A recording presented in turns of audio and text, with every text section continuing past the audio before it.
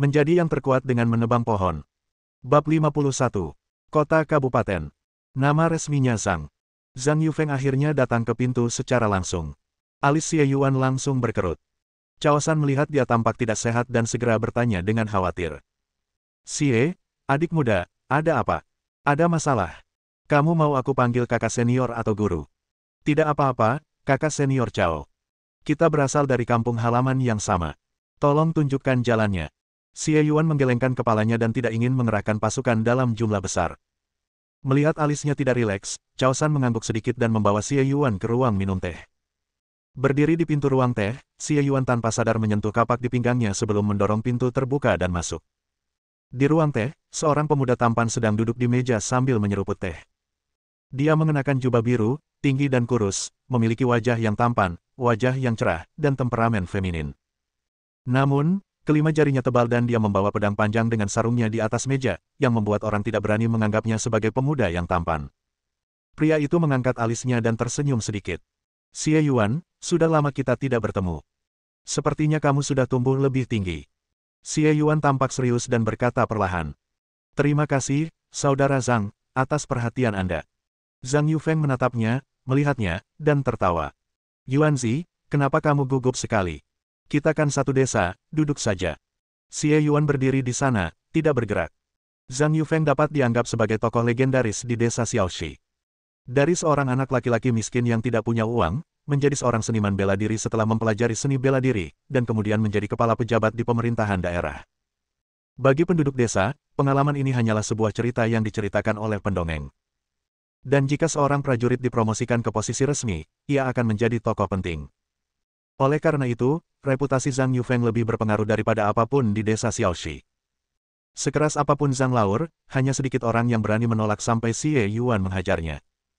Meskipun mereka berada di aula seni bela diri, Zhang Yufeng mungkin tidak bisa berbuat apa-apa, tetapi melihat ekspresinya yang tampak hangat, matanya dingin dan tanpa senyum. Xie Yuan secara tidak sadar tidak ingin mendekatinya. Xie Yuan menggelengkan kepalanya dan berkata, karena kita dari desa yang sama, aku tahu kamu orang seperti apa. Kalau ada yang mau kamu sampaikan, langsung saja sampaikan. Haha, lihat apa yang kau katakan. Aku ini orang macam apa? Aku bahkan sudah jauh-jauh kembali ke desa, dan ketika kulihat kau tidak ada di sana, aku pergi ke sasana bela diri untuk mencarimu, tapi kau sangat lambat. Zhang Yufeng menggelengkan kepalanya, tampak seolah-olah sedang menyalahkan seorang junior. Xie Yuan kemudian menyadari bahwa Zhang Yufeng mungkin telah pergi ke desa pagi-pagi sekali untuk mencarinya, lalu pergi ke kota. Namun, Xie Yuan pergi menemui bos Wan terlebih dahulu, yang membuatnya terlambat dan kehilangan jejaknya. Apa gunanya semua masalah ini? Xie Yuan berkata dengan dingin. Jadi, kenapa kamu begitu defensif? Aku hanya ingin memberimu kesempatan. Zhang Yufeng tersenyum.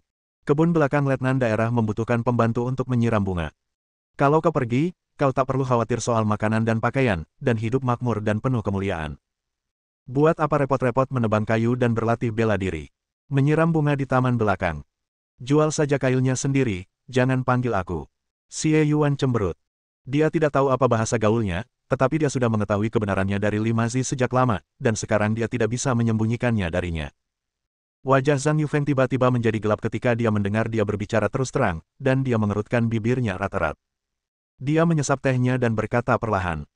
Kamu masih muda dan tidak tahu bahwa ada beberapa hal yang berada di luar kendalimu. Tapi kamu akan segera mengerti, karena kamu tidak punya pilihan. Xie Yuan entah kenapa merasakan suatu tekanan datang ke arahnya, dan udara di ruang teh terasa sedikit stagnan. Dia memandang Zhang Yufeng yang sedang menyeduh dan mencuci teh dengan mudah, menghela napas, dan berkata, bagaimana jika saya tidak setuju? Zhang Yufeng mengangkat kepalanya dan menatap Xie Yuan, matanya menunjukkan simpati dan menggoda. Apakah penting apakah Anda setuju atau tidak? Kau sepertinya belum mengerti. Yang tertarik padamu adalah Letnan Kabupaten Yunzhou, murid junior dari pemimpin Sekte King Kong dan master dari pelatihan tingkat keempat. Di Yunzhou, bahkan hakim kabupaten harus menghormatinya. Orang-orang ingin sekali memberinya apa yang diinginkannya. Kau hanya seorang penebang kayu desa kecil. Kau pikir kau bisa bersembunyi. Kita berasal dari desa yang sama, dan aku ingin membantumu, tapi letnan daerah sudah menyukaimu, dan aku tak bisa berbuat apa-apa. Terima saja nasibmu. Aku datang kepadamu kali ini untuk memberitahumu bahwa waktunya hampir habis. Kau bisa ikut denganku dengan jujur, atau menahan sedikit rasa sakit sebelum pergi. Itu pilihanmu. Wajah Xie Yuan semuram air, dia menggertakkan giginya dan berkata, "Kau mau membantuku? Katakan padaku, bagaimana Letnan Daerah Kabupaten Yunzhou tahu tentang aku, seorang anak gunung tak bernama?" Zhang Yufeng mengambil mangkuk tertutup dan meniup tehnya. "Aku melakukan ini demi kebaikanmu. Kita dari desa yang sama, jadi aku akan membantumu." Persetan. Xie Yuan tidak bisa menahannya, dan menunjuk hidung Zhang Yufeng dan mengutuk. "Pernahkah kau berpikir bahwa karena kau begitu menjijikkan, jika aku benar-benar pergi ke rumah kelinci tua itu dan tidak menyenangkannya, aku akan menghajarmu?" Bodoh. Wajah Zhang Yufeng awalnya muram, tetapi setelah mendengar apa yang terjadi selanjutnya, dia menunjukkan senyum aneh dan berkata dengan nada sinis. "Apakah kamu pikir kamu satu-satunya yang pintar? Di kebun belakang keluarganya, para pembantu diganti paling banyak setiap 3 bulan. Saya pernah ke sana, dan bunga-bunga di sana lebih indah daripada di tempat lain. Rumput." Xie Yuan menggertakkan giginya. Ternyata dia sama sekali tidak ingin aku hidup. Dia mengepalkan tangannya erat-erat, berharap dapat memotong Zhang Yufeng menjadi 2 dengan kapak. Setelah menarik napas dalam-dalam, Xie Yuan menenangkan amarah di dadanya dan mengeluarkan suara dari sela-sela giginya. "Zhang Yufeng, kamu tidak bisa bersikap sombong terlalu lama." Nada suaranya dalam dan dingin. Zhang Yufeng melihat ekspresinya, mengangkat alisnya, dan tersenyum. "Berani sekali kau. Pergi ke halaman belakang Letnan Daerah dan melamun saja." Dia berdiri, mengeluarkan lencana, dan tiba-tiba berteriak. "Xie Yuan dari desa Xiaoxi, Anda menyerang sesama penduduk desa, menindas pria dan wanita, serta memaksa berjualan dan menindas pedagang di restoran kota kabupaten. Karena kita sudah punya saksi dan bukti, ikuti saya kembali ke kantor pemerintah kabupaten untuk diadili." Tanda tanya. Mata Xie Yuan melebar dan merah, dan tangannya menyentuh kapak di pinggangnya. Gelombang amarah meledak dari hatinya, darah panas mengalir ke seluruh tubuhnya, dan darah serta energi internalnya menjadi gelisah pada saat yang sama. "Jika aku benar-benar mengikutinya ke kantor pemerintah daerah, aku akan berada di bawah belas kasihan orang lain dan tidak akan ada cara untuk menyelamatkan diriku sendiri. Aku mungkin harus melalui masa siksaan yang kelam sebelum aku mati. Daripada begitu, mendingan aku lawan dia sekarang. Entah kau mengalahkannya dan mendapatkan kebebasanmu, atau jika kau tidak bisa, kau harus memotong beberapa bagian tubuhnya. Kau ingin membawaku pergi, Zhang Yufeng? Mari kita lihat apakah kau mampu melakukannya." Xie Yuan meraung, mencabut kapaknya dan mengangkatnya tinggi-tinggi. Zhang Yufeng memandang Xie Yuan yang seperti orang gila, dan tiba-tiba merasa sedikit gugup, seolah-olah dia merasakan napas yang berbahaya. Bagaimana itu mungkin? Bukankah dia baru saja mulai berlatih bela diri? Zhang Yufeng agak terkejut dan ragu, dan tanpa sadar mengambil pedangnya seolah-olah dia sedang menghadapi musuh yang tangguh. Tepat ketika aura Xie Yuan hendak mencapai puncaknya dan meledak, pintu ruang teh tiba-tiba terbuka dengan keras. Sosok pendek dan gemuk melompat dan berdiri di depan Xie Yuan. "Apa yang kau lakukan? Apa yang kau lakukan di wilayahku?" Bab 52. Biksu Liu memasuki ruangan dan memisahkan Xie Yuan dan Zhang Yufeng. Ia mengerutkan kening dan memelototi Zhang Yufeng. "Siapa kamu?" Zhang Yufeng melihat ini dan mengangkat pedangnya dan memberi hormat. "Saya Zhang Yufeng dari pengadilan wilayah Yunzhou, dan saya ingin menyapa Master Sekte Liu. Murid-murid Anda telah menyerang sesama penduduk desa dan menindas pedagang, dan para korban telah melaporkan mereka ke pengadilan wilayah, jadi saya datang untuk menangkap mereka." Dia mengeluarkan lencananya dan menunjukkannya kepada Biksu Liu. Biksu Liu melihatnya, mengangkat alisnya, dan berkata langsung, "Mana surat perintah penangkapannya? Mana stempel merah dari hakim daerah?" Zhang Yufeng berhenti sejenak dan berkata perlahan, "Saya pergi terburu-buru dan tidak sempat membawanya." Biksu Liu mencibir dan memutar matanya. "Kau bahkan tidak punya dokumennya, jadi kau bisa menangkap siapapun yang kau mau hanya dengan lencana. Apa kau bilang aku, Biksu Liu, punya masalah dan kau ingin menangkapku juga? Jika Anda ingin membawa orang pergi, bawa dokumen dari kantor pemerintah daerah." Dia sudah berpengalaman dan sangat memahami seluk-beluk masalah ini. Dia menangkis serangan Zhang Yufeng hanya dengan beberapa patah kata. Zhang Yufeng mengerutkan bibirnya dan tiba-tiba tertawa. "Gampang sekali mendapatkan dokumennya. Saya tinggal kembali dan minta tanda tangan dari lurah." Biksu Liu terus mencibir. "Apakah letnan daerah itu ayah baptismu? Kenapa dia begitu mendengarkanmu?" Wajah Zhang Yufeng tampak sedikit jelek, tetapi dia tidak bisa marah. "Tentu saja tidak, hanya saja letnan daerah secara khusus meminta untuk membawa anak ini pergi." "Letnan daerah memanggil namaku." Biksu Liu mengerutkan kening dalam-dalam dan berbicara dengan nada sedikit lebih lambat. "Tuan Zhang, bisakah Anda memberi saya penjelasan?" "Tuan Liu, Anda tidak perlu tahu detailnya. Saya hanya menyarankan Anda untuk tidak melawan letnan daerah hanya demi seorang murid terdaftar." Biksu Liu menggelengkan kepalanya. "Xie Yuan adalah murid inti sekte Sirah Besiku. Aku tidak akan membiarkanmu membawanya pergi tanpa penjelasan. Murid inti. Zhang Yufeng sedikit terkejut dan melirik Xie Yuan. Bagaimana anak ini bisa menjadi murid inti? Namun dia tidak terlalu peduli dan hanya berkata dengan dingin. Tuan Liu, apakah Anda berencana untuk melanggar perintah Tuan? Tidak apa-apa. Kudengar kota Panlong memiliki budaya bela diri yang kuat dan persaingan yang ketat. Letnan Kabupaten berencana untuk datang dan memeriksa kota. Bagaimana kalau Anda memintanya untuk berbicara langsung dengan Anda? Ekspresi wajah Biksu Liu berubah dan dia berkata, itu tidak perlu. Tuan Zhang, apakah ini benar-benar yang dimaksud Letnan daerah? Bagus. Ekspresi Biksu Liu berubah sesaat, tetapi dia menghela napas dan mengangguk dengan enggan. Saya mengerti. Guru Zhang, silakan kembali dulu. Saya akan membujuk murid saya ini. Silakan merepotkan Anda, Master Sekte Liu. Zhang Yufeng sangat tidak puas karena dia tidak bisa segera membawa Xie Yuan pergi, tetapi melihat bahwa Biksu Liu adalah orang yang bijaksana, dia tentu saja harus memberinya muka di wilayahnya dan menunggu dia menangani akibatnya sebelum membawa orang itu pergi. Dia membungkuk, melirik Xie Yuan, terkekeh, lalu pergi dengan tangan di belakang punggungnya.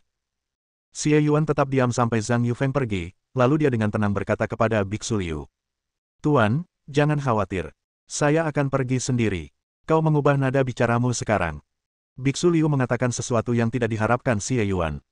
Biksu Liu menggosok dahinya yang penuh janggut dengan kuat, meminum teh yang ditinggalkan Zhang Yufeng tanpa rasa khawatir, dan mendecakkan bibirnya. Begitu kau tiba, Cao San datang mencariku. Aku mendengar percakapan kalian dari awal sampai akhir. Xie Yuan, aku tidak menyangka kamu punya masalah sebesar ini. Sepertinya menjadi tampan bukanlah hal yang baik. Xie Yuan terkejut. Kau dengar itu niatnya Letnan daerah. Lalu kau masih. Tentu saja aku harus berpura-pura bodoh dulu dan membantumu mengusir orang ini. Bagaimana mungkin aku membiarkan bajingan itu menindas murid-muridku sendiri? Xie Yuan kemudian menyadari bahwa Biksu Liu ingin membantunya, bukan untuk membujuknya. Dia tergerak. Terima kasih, Tuan. Namun, Letnan daerah itu sangat sombong. Jika saya menyinggung perasaannya demi saya khawatir. Biksu Liu menggelengkan kepalanya. Xie Yuan, kau adalah murid inti sekte ini, dan kau juga pahlawan yang menyelamatkan sekte Sirah Besi. Bagaimana mungkin aku mengabaikanmu? Meskipun kedua keluarga itu masih mengincar kami dengan penuh rasa iri, reputasi kami telah meroket sejak kompetisi itu. Banyak murid baru yang bergabung dengan kami akhir-akhir ini. Apotek tidak punya alasan untuk mengubah kuota tanpa izin kami, jadi kami hanya bisa menunggu dan melihat. Setelah kami tenang, akan sulit bagi mereka untuk bertindak lagi. Bisa dibilang kau telah berjasa besar bagi sekte Sirah Besi. Aku, Biksu Liu, selalu tegas dalam hal rasa terima kasih dan dendam, jadi aku pasti akan melindungimu. Hanya, Biksu Liu berhenti sejenak dan tersenyum pahit. Akan baik-baik saja jika aku bisa melindungimu bahkan dengan mengorbankan nyawaku, tapi letnan daerah itu adalah kultivator tingkat 4, dan di Yunzhou, dia praktis maha kuasa. Jika dia datang sendiri, aku tidak akan bisa melindungimu bahkan jika aku menyembunyikanmu di dalam gerbang. Sayangnya, aku hanya bisa mengulur waktu untukmu. Xie Yuan, apa rencanamu sekarang? Xie Yuan mengepalkan tinjunya. Guru, jika aku menjadi seorang prajurit secepatnya, apakah dia akan berhenti memikirkanku? Biksu Liu menggelengkan kepalanya. Kalau kau jadi pendekar, Zhang mungkin takkan bisa menyentuhmu dengan mudah, tapi bagi seorang pendekar bela diri tingkat 4 dengan latar belakang yang mendalam, pendekar bela diri tingkat 1 tak ada bedanya dengan orang biasa. Aku tak yakin bagaimana dia akan bersikap, tapi kudengar letnan daerah ini tidak terlalu baik.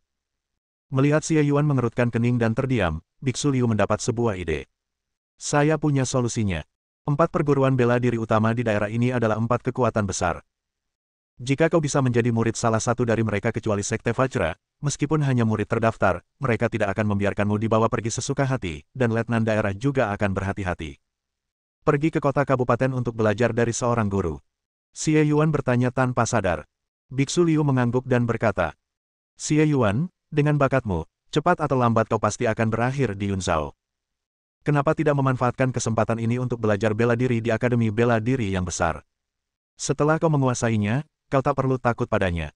Tentu saja, ada cara lain, yaitu melarikan diri. Tapi Sekte Vajra dan Letnan Kabupaten punya pengaruh di seluruh Yunzhou. Orang Zhang ini datang kepadaku dengan sangat arogan, aku khawatir tidak akan mudah bagimu untuk melarikan diri. Bergabung dengan sasana bela diri besar juga punya kekurangan. Persaingannya ketat. Kalau tidak berlatih dengan baik, bisa-bisa dikeluarkan, dan akhirnya jadi sasaran empuk mereka. Tapi kalau berbakat, sasana besar akan memperlakukanmu seperti komoditas berharga dan pasti akan melindungimu. Kamu juga bisa belajar keterampilan sejati dan mendapatkan pijakan yang kokoh. Jujur saja, seni bela diri di sana jelas lebih baik daripada di dalam Iron Shirt, dan pilihannya pun lebih banyak. Pilih lebih banyak. Teknik yang lebih kuat. Bukankah ini cocok untuk saya? Mengenai persaingan, Xie Yuan tidak takut. Terus terang saja, itu berarti menemukan penyokong yang besar. Para pengikut sekte pakaian besi, letnan daerah ingin memindahkan mereka, dan Biksu Liu tidak memiliki kekuatan untuk mengatakan apapun. Tetapi jika ia masuk perguruan silat besar, yang gurunya sudah ahli silat tingkat 4 dan banyak pengikutnya, kenapa ia harus takut? Saya cuma penasaran, berapa banyak uang yang dibutuhkan sekolah-sekolah bela diri besar itu untuk merekrut murid? Apakah ada syarat lain? Xie Yuan sudah tergoda, lagi pula, dia sudah lama punya ide ini. Aku bisa meminta bantuanmu. Aku punya koneksi di Aula Jianjun, Sekte Piaoyu, dan bahkan sekolah bela diri Yidao.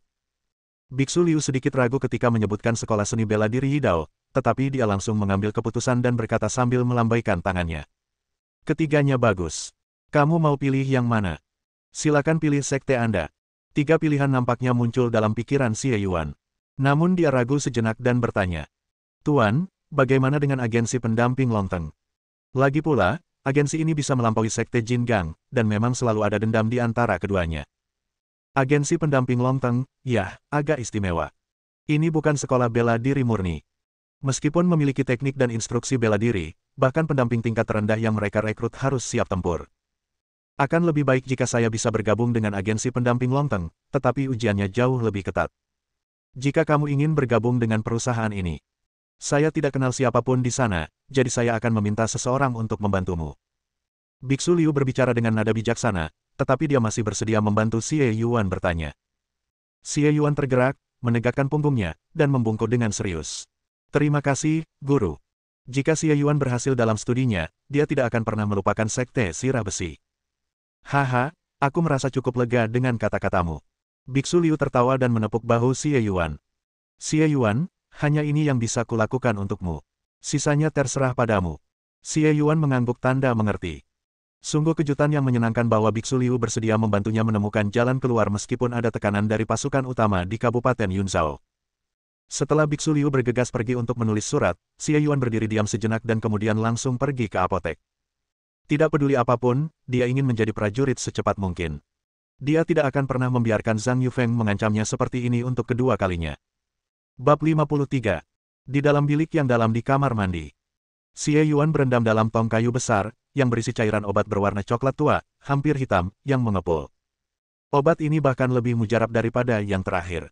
Xie Yuan tak kuasa menahan diri untuk mengerutkan kening. Rasa geli, mati rasa, dan sensasi lain di kulitnya membuatnya sedikit gemetar di dalam air. Ngomong-ngomong, aku baru saja menyuruh kakak senior Lu untuk menambahkan lebih banyak bahan, dan sorot matanya yang begitu menyentuh, begitu antusias, dan begitu penuh tekad membuatku merasa sedikit menyesal. Saya khawatir saya telah digunakan sebagai subjek percobaan. Xie Yuan menghela napas dan tatapannya menjadi tegas. Asalkan bermanfaat untuk kemajuan bela diri, sedikit rasa sakit tidaklah seberapa dibandingkan dengan hal yang lainnya. Dia memejamkan matanya sedikit, menghirup napas dalam-dalam, menenangkan kulitnya yang gemetar dan demam, menyerap kekuatan obat dari cairan itu sedikit demi sedikit. Angka kemajuan Iron Shirt melonjak tajam. Ada kurang dari 100 poin yang tersisa, dan semuanya dapat diselesaikan sebelum ember obat ini kehabisan daya.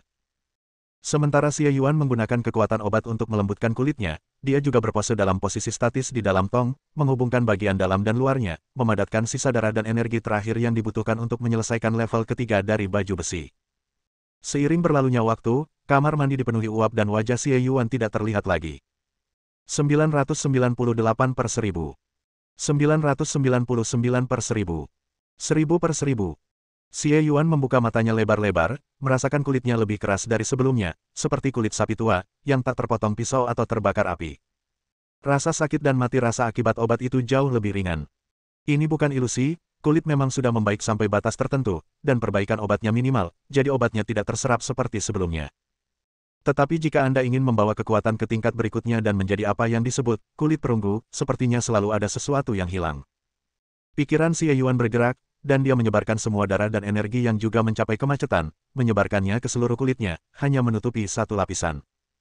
Matanya terfokus, energi darahnya bergetar, kulitnya menegang, dan pada saat yang sama, ia mulai memperkuat energi darah di kulitnya di seluruh tubuhnya. Energi internal secara alami bertambah cepat dan mengalir sepanjang meridian di seluruh tubuh. Cairan obat dalam tong kayu berangsur-angsur melonjak, menggelegak satu demi satu, lalu mendidih dengan suara gemericik. Pada saat ini, Xie Yuan merasakan getaran tertentu dalam perpaduan kulit dan darah, dan sebuah lampu menyala dalam benaknya. Sekarang, ia mengerahkan seluruh tenaganya untuk memobilisasi darah, energi, dan napas internalnya, dan kulitnya tiba-tiba terasa panas. Cairan obat di sekitarnya membentuk pusaran di sekelilingnya, dan cairan obat itu terus mendidih dan menjadi lebih ringan. Terobosan. Kulit Xie Yuan langsung menjadi sangat keras, seperti lapisan tembaga, lalu dengan cepat kembali ke keadaan semula. Bahkan terasa tidak sekeras lapisan sebelumnya, seperti kulit orang biasa. Padahal, kulitnya jauh di dalam dan mengandung kekuatan yang telah ditempa melalui ribuan cobaan dan kesengsaraan. Ketika dihadapkan pada kekuatan eksternal, kulitnya akan aktif secara alami dan melindungi dirinya dari serangan seperti lapisan baju besi. Pada level ini baju besi sudah benar-benar dikuasai, artinya baju kulit sudah terlatih sepenuhnya.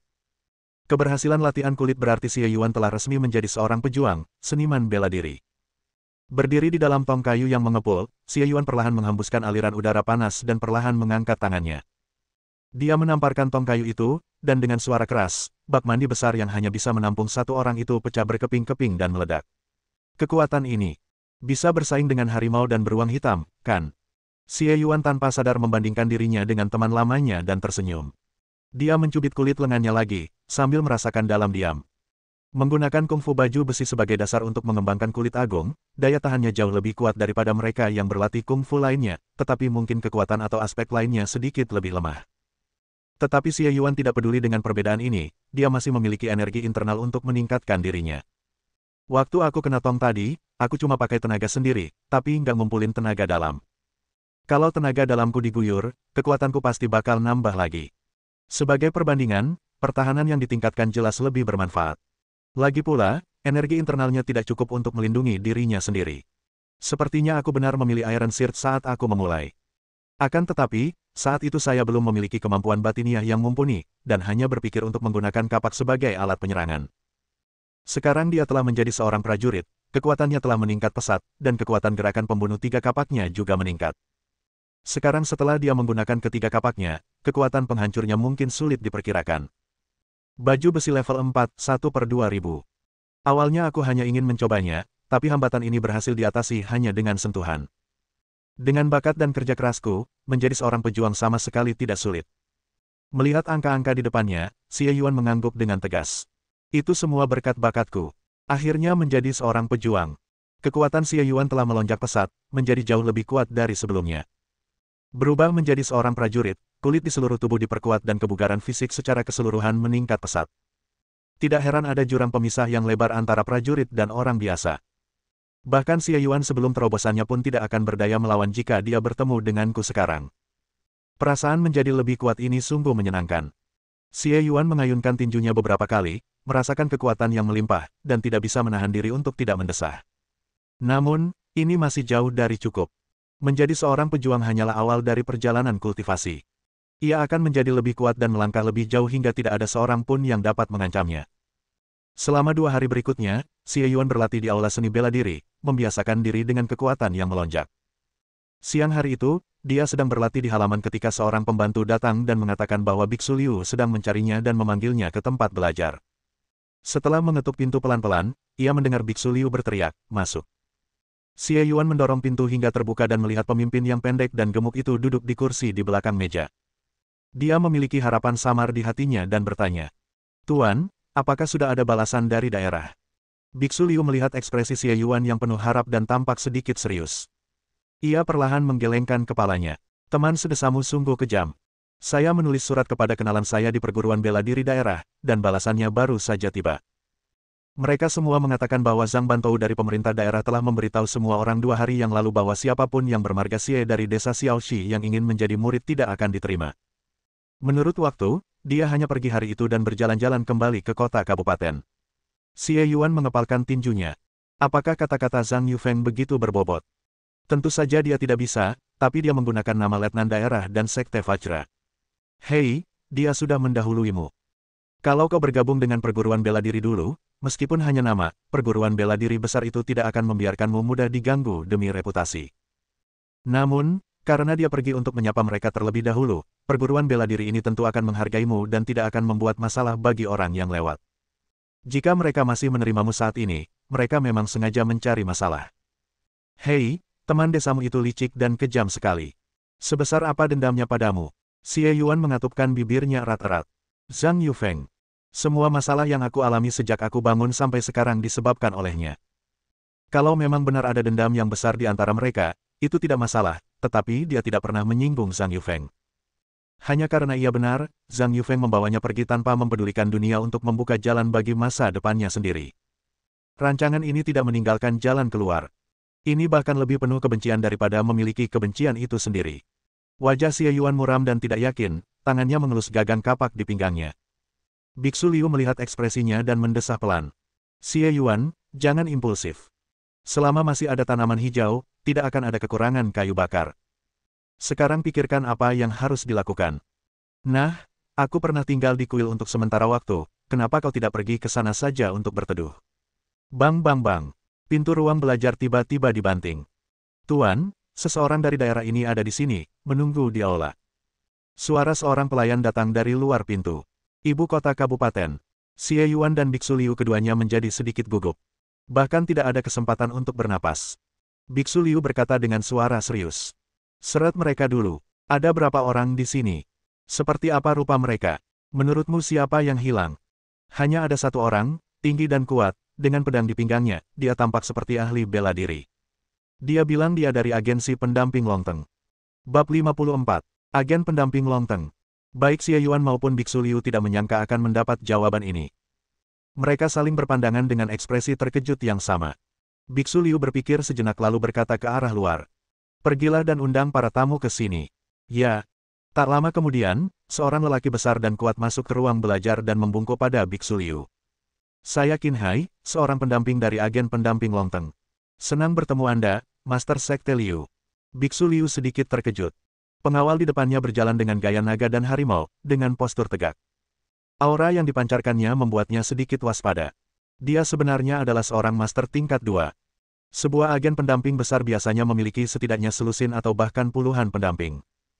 Qin Hai hanyalah salah satunya, bahkan bukan kepala pendamping, tetapi dengan tingkat kultivasi yang sama dengannya, kekuatan agen pendamping Longteng terlihat jelas. Biksu Liu tersenyum dan membungkuk sopan sebagai balasannya. Tuan Qin, Anda sangat sopan. Silakan duduk. Xie Yuan, sajikan teh untuk para tamu. Saya ingin tahu apa yang membawa Anda ke sini, tamu terhormat.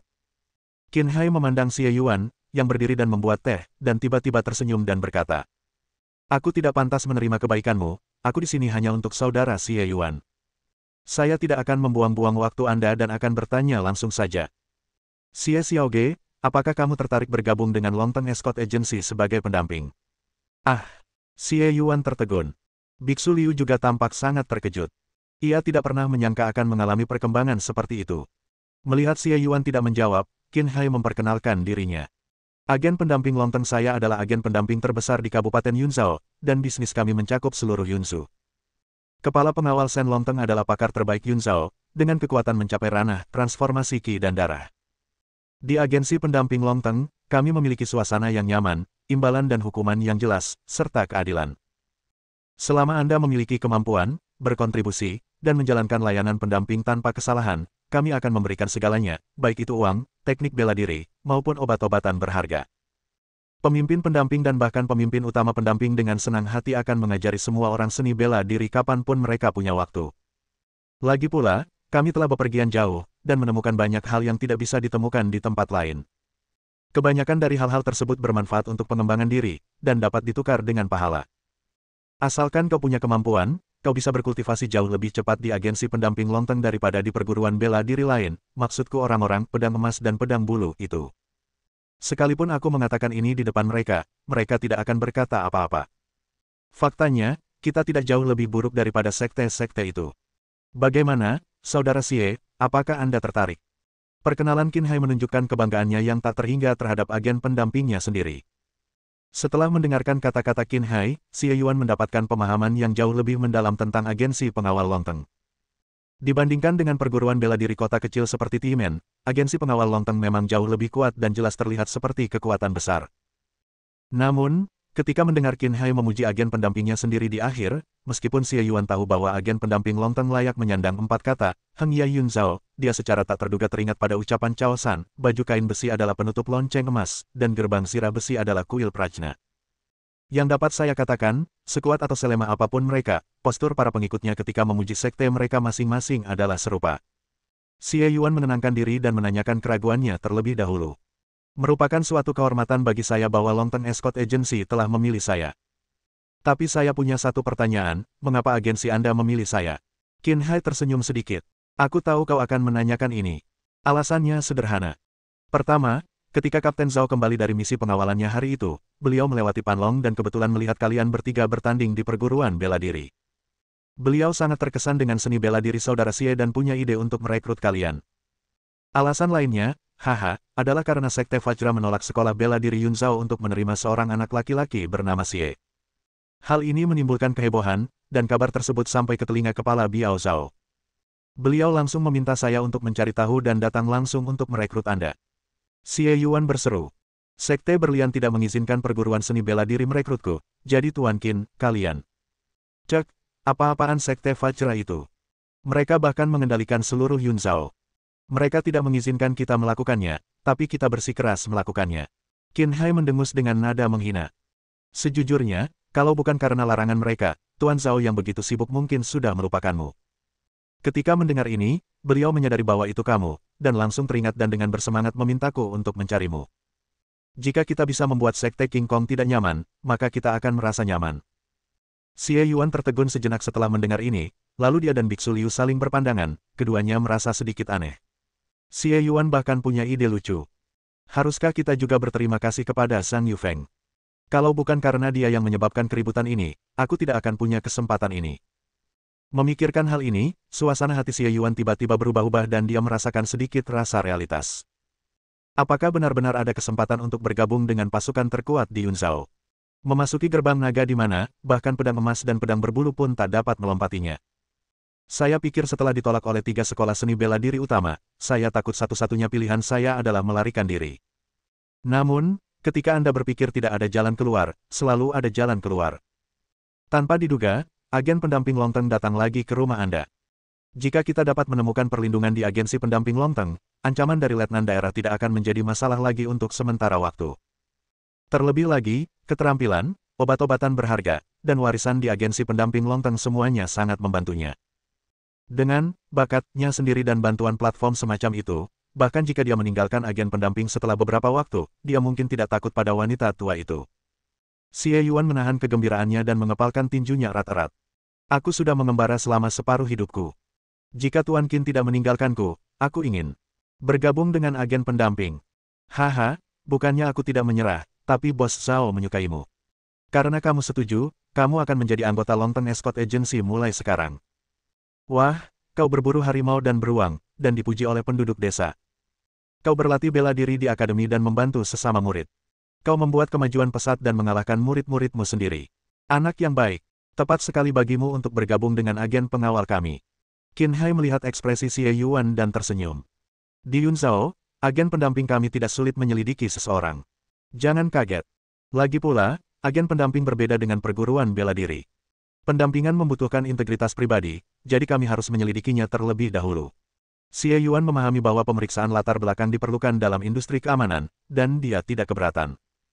Namun, dia mampu mengetahui latar belakangnya dengan jelas dan cepat, yang memperdalam kesannya tentang kekuatan agensi pendamping Long Teng. Qin Hai menepuk bahu Xie Yuan dengan kuat. Xiao Xie, kita akan bekerja sama mulai sekarang. Oke, berkemas dan ayo pergi sekarang. Secepat itu, Xie Yuan sedikit terkejut. Qin Hai benar-benar cepat dan tegas dalam pekerjaannya. Qin Hai berkata, Anda sekarang menjadi anggota agen pendamping, dan bos sedang menunggu untuk menemui Anda. Xie Yuan ragu sejenak dan kemudian meminta. Tuan Qin, mohon beri saya waktu sebentar. Tentu. Qin Hai pergi keluar untuk menunggunya. Hanya Xie Yuan dan Biksu Liu yang tersisa di ruang belajar. Biksu Liu menyentuh janggut di dahinya, tampak masih terkejut. Xie Yuan, apakah kamu sekarang bergabung dengan agensi pendamping Long Teng? Aku tidak menyangka itu. Suasana hati Xie Yuan naik turun beberapa kali, dan untuk sesaat dia tidak bisa mengatakan apa yang sedang dia rasakan. Takdir adalah sesuatu yang indah. Biksu Liu menggelengkan kepalanya berulang kali, lalu tersenyum. Xie Yuan, keberuntunganmu telah berubah. Masa-masa indah akan datang. Haha, sekarang setelah kamu bergabung dengan agensi pendamping Longteng, bukan hanya letnan daerah tidak lagi menjadi pisau yang menggantung di lehermu, tetapi masa depanmu juga tak terbatas. Masa depan yang tak terbatas. Xie Yuan membungkuk dan berkata dengan tulus. Guru, setinggi apapun Xie Yuan di masa depan, aku tak akan pernah lupa bahwa aku mempelajari jurus dan wujud pertamaku dari Sekte Baju Besi, dan aku tak akan pernah melupakan kebaikanmu dalam membantuku. Biksu Liu tertawa, melambaikan tangannya, dan mengeluarkan sebuah buku kecil dari rak buku. Inilah pengalaman yang didapat dari berlatih dua level terakhir baju besi hingga mencapai level penguasaan kedua. Kamu mungkin tidak tertarik lagi dengan keahlian ini setelah bergabung dengan agensi pendamping Longteng, tetapi bagaimanapun juga, ini adalah fondasi keahlianmu. Pelajarilah selagi ada waktu, latihlah keahlianmu, dan jangan sampai terluka. Xie Yuan mengambilnya dengan sangat hati-hati dan berkata dengan serius. Murid pasti akan mempelajarinya dengan saksama. Ia mengemasi barang-barangnya yang sedikit. Selain sebuah kapak dan satu set pakaian bagus yang terbuat dari baju zirah besi, ia tidak punya apa-apa lagi. Setelah semuanya siap, dia menemukan Qin Hai di luar pintu, dan Qin Hai menuntunnya ke depan. Ayo pergi, aku akan mengantarmu kembali ke agen pendamping. Bab 55. Di jalan resmi menuju kota kabupaten. Xie Yuan menatap Qin Hai yang melangkah maju, ragu sejenak, dan bertanya. Tuan Qin, apa yang harus saya lakukan setelah bergabung dengan agen pendamping? Sejujurnya, ia tiba-tiba dipanggil ke agensi pendamping Longteng. Selain mendapat kesan umum, ia tidak tahu apa-apa tentang hal itu. Apa yang harus dilakukan? Tentu saja mengawal. Qin Hai tersenyum dan berkata. Dari kepala pengawal dan para pemimpin pengawal lainnya, tanpa menghitung pegawai dan pelayan lainnya, agen pengawal dibagi menjadi pengawal dan porter. Anda akan mulai sebagai porter. Seorang kuli angkut mendapat 3 tael perak sebulan, ditambah bonus berdasarkan seberapa baik ia menyelesaikan misinya. Jika ia bekerja dengan baik, ia bisa dengan mudah mendapatkan 10 tael sebulan. 10 tael. Xie Yuan sedikit terkejut. Tak heran jika banyak orang berkata bahwa agensi pendamping Longteng itu kaya raya dan berkuasa, bahkan kuli angkut tingkat terendah pun bisa memperoleh 10 tael perak sebulan. Ia biasa mencari nafkah dengan menebang kayu sendiri, dan ia bisa memperoleh penghasilan banyak dengan bekerja keras selama sebulan, tetapi itu berdasarkan kemampuan uniknya dan penemuan hutan yang berharga serta saluran penjualan. Akan lebih mudah menghasilkan uang setelah Anda membentuk tim penebangan dan menjadi bos Anda sendiri. Setidaknya ada 100 porter di agensi pendamping Longteng, ditambah begitu banyak master pendamping dan pemimpin pendamping. Berapa penghasilannya bulan ini? Skala ini sungguh menakjubkan. Namun, perak adalah hal sekunder. Hal yang lebih berharga di agen pendamping kami adalah jasa. Qin Hai melanjutkan. Perak dapat digunakan untuk membeli kebutuhan pokok, tetapi teknik bela diri, obat-obatan berharga, dan bahan pembantu dalam agen pendamping memerlukan jasa untuk dipertukarkan. Selama kamu menyelesaikan misi, kamu akan menerima pahala yang sesuai. Semakin sulit misinya, semakin banyak pahala yang akan kamu terima secara alami. Dengan merit, Anda bisa menukarnya dengan sebagian besar barang yang berhubungan dengan seni bela diri di dalam sekte. Agen pendamping kami menawarkan koleksi teknik dan harta karun seni bela diri yang bahkan melampaui milik Yun Zhao, dan sebanding dengan milik sekte-sekte lainnya. Kami tidak memberlakukan terlalu banyak batasan. Jika Anda mendapatkan banyak merit, kemajuan seni bela diri Anda secara alami akan pesat. Jadi, setiap porter dan pendamping yang ambisius di agen pendamping lebih mengutamakan prestasi daripada uang dan bekerja keras setiap hari. Agen pendamping memiliki jalur untuk mobilitas ke atas, itulah sebabnya kami sangat termotivasi. Qin Hai menepuk bahu Xie Yuan dan berkata dengan penuh arti. Kalau kamu berencana makan, minum, dan bersenang-senang dengan mengandalkan agen pendamping, segera hentikan ide itu. Kami tidak mempekerjakan orang yang menganggur di agen pendamping, terutama yang berada di bawah bos Zhao. Aku ingat itu. Xie Yuan pada dasarnya bukanlah orang yang rakus akan kesenangan, dan dia juga sangat ingin menjadi lebih kuat. Setelah mendengar ini, Xie Yuan ingin masuk dan menyelesaikan misi harian untuk mendapatkan lebih banyak pahala yang dapat ditukar dengan teknik bela diri. Dengan bakatnya, jika dia belajar lebih banyak dan berlatih lebih banyak, kekuatannya akan meningkat pesat. Namun, dia juga memahami maksud Qin Hai dan bertanya. Tuan Qin, apakah bos Zhao sangat tegas terhadap bawahannya? Saya akan masuk mengikuti bos Zhao. Tentu saja. Kamu direkrut oleh bos Zhao, jadi wajar saja kamu bekerja untuknya. Kamu memang anggota agen pengawal, tapi yang lebih penting, kamu adalah prajurit bos Zhao. Ingat ini baik-baik. Bagaimanapun, kita adalah saudara mulai sekarang, jadi aku akan menjelaskannya kepadamu dengan jelas. Kami semua adalah anggota agen pendamping, tidak ada masalah. Selain kepala pengawal, ada 5 pemimpin pengawal lain di agen pengawal, masing-masing dengan tim pengawalnya sendiri. Kau harus mengerti siapa yang kau ikuti. Kapten Wei Zhen dan Kapten Chu Seng keduanya adalah master tingkat 4. Mereka telah melayani kepala pengawal selama bertahun-tahun dan sangat dihormati. Tentu saja kami menghormati mereka. Kapten Sumo adalah master tingkat 3. Dia memiliki pengalaman yang cukup dan telah berdamai dengan kami. Kami juga menghormatinya. Tapi pemimpin pengawal lainnya, Lu Zhenyu, dia. Qin Hai menyentuh dagunya dan tertawa. Kapten Lu masih muda dan menjanjikan. Di usianya yang baru 30 tahun, ia sudah menjadi seniman bela diri tingkat 3. Sebelum Kapten Zhao tiba, ia dipuji sebagai penerus kepala pengawal. Sebelum bos Zhao datang, Xie Yuan diam-diam merenungkan makna yang mendalam dan bertanya. Apakah Zhao Tuer masih sangat muda? Itu bukan hanya karena muda. Dia baru berusia 24 tahun ini, lebih muda dari kebanyakan pendamping dan porter di agen pendamping, tapi dia sudah menjadi pemimpin pendamping. Untuk menjadi pemimpin pendamping, hanya ada satu syarat yang sulit. Qin Hai mengangkat 3 jari. 3 latihan, sukses besar. Xie Yuan mengangguk dan berkata, Bos Zhao memang muda dan menjanjikan. Xiao Xie, kamu tampaknya tidak mengerti nilai ini. Melihat Xie Yuan tidak terkejut seperti yang dibayangkannya, Qin Hai tidak bisa menahan diri untuk menambahkan. 24 tahun. Bahkan di Yunzhao, tak ada yang semudah itu yang menguasai level ketiga. Jika tak terjadi hal tak terduga, Zhao Tuer pasti akan mencapai atau bahkan melampaui level ketua pengawal. Xie Yuan mengangguk, dia tahu bahwa ini adalah tuan muda. Seorang seniman bela diri tingkat kedua dapat membuka sekolah dan merekrut pengikut di kota Panlong, dan menjadi tokoh yang kuat di daerah tersebut, tetapi ketiga master tersebut setidaknya berusia setengah baya. Tuan Zhao ini baru berusia 24 tahun, tetapi ia telah mencapai tingkat pelatihan ketiga. Ia bisa disebut jenius di Yunzhao. Tapi Xie Yuan baru berusia 16 tahun ini. Setelah berlatih bela diri selama 3 bulan, saya telah menjadi seniman bela diri. Dia masih memiliki 8 tahun lagi sebelum dia berusia 24. Di wilayah manakah dia akan berada setelah 8 tahun? Xie Yuan menarik pikirannya dan bertanya dengan rasa ingin tahu. Tuan Qin, orang seperti apakah Bos Zhao? Bos Zhao. Begini saja.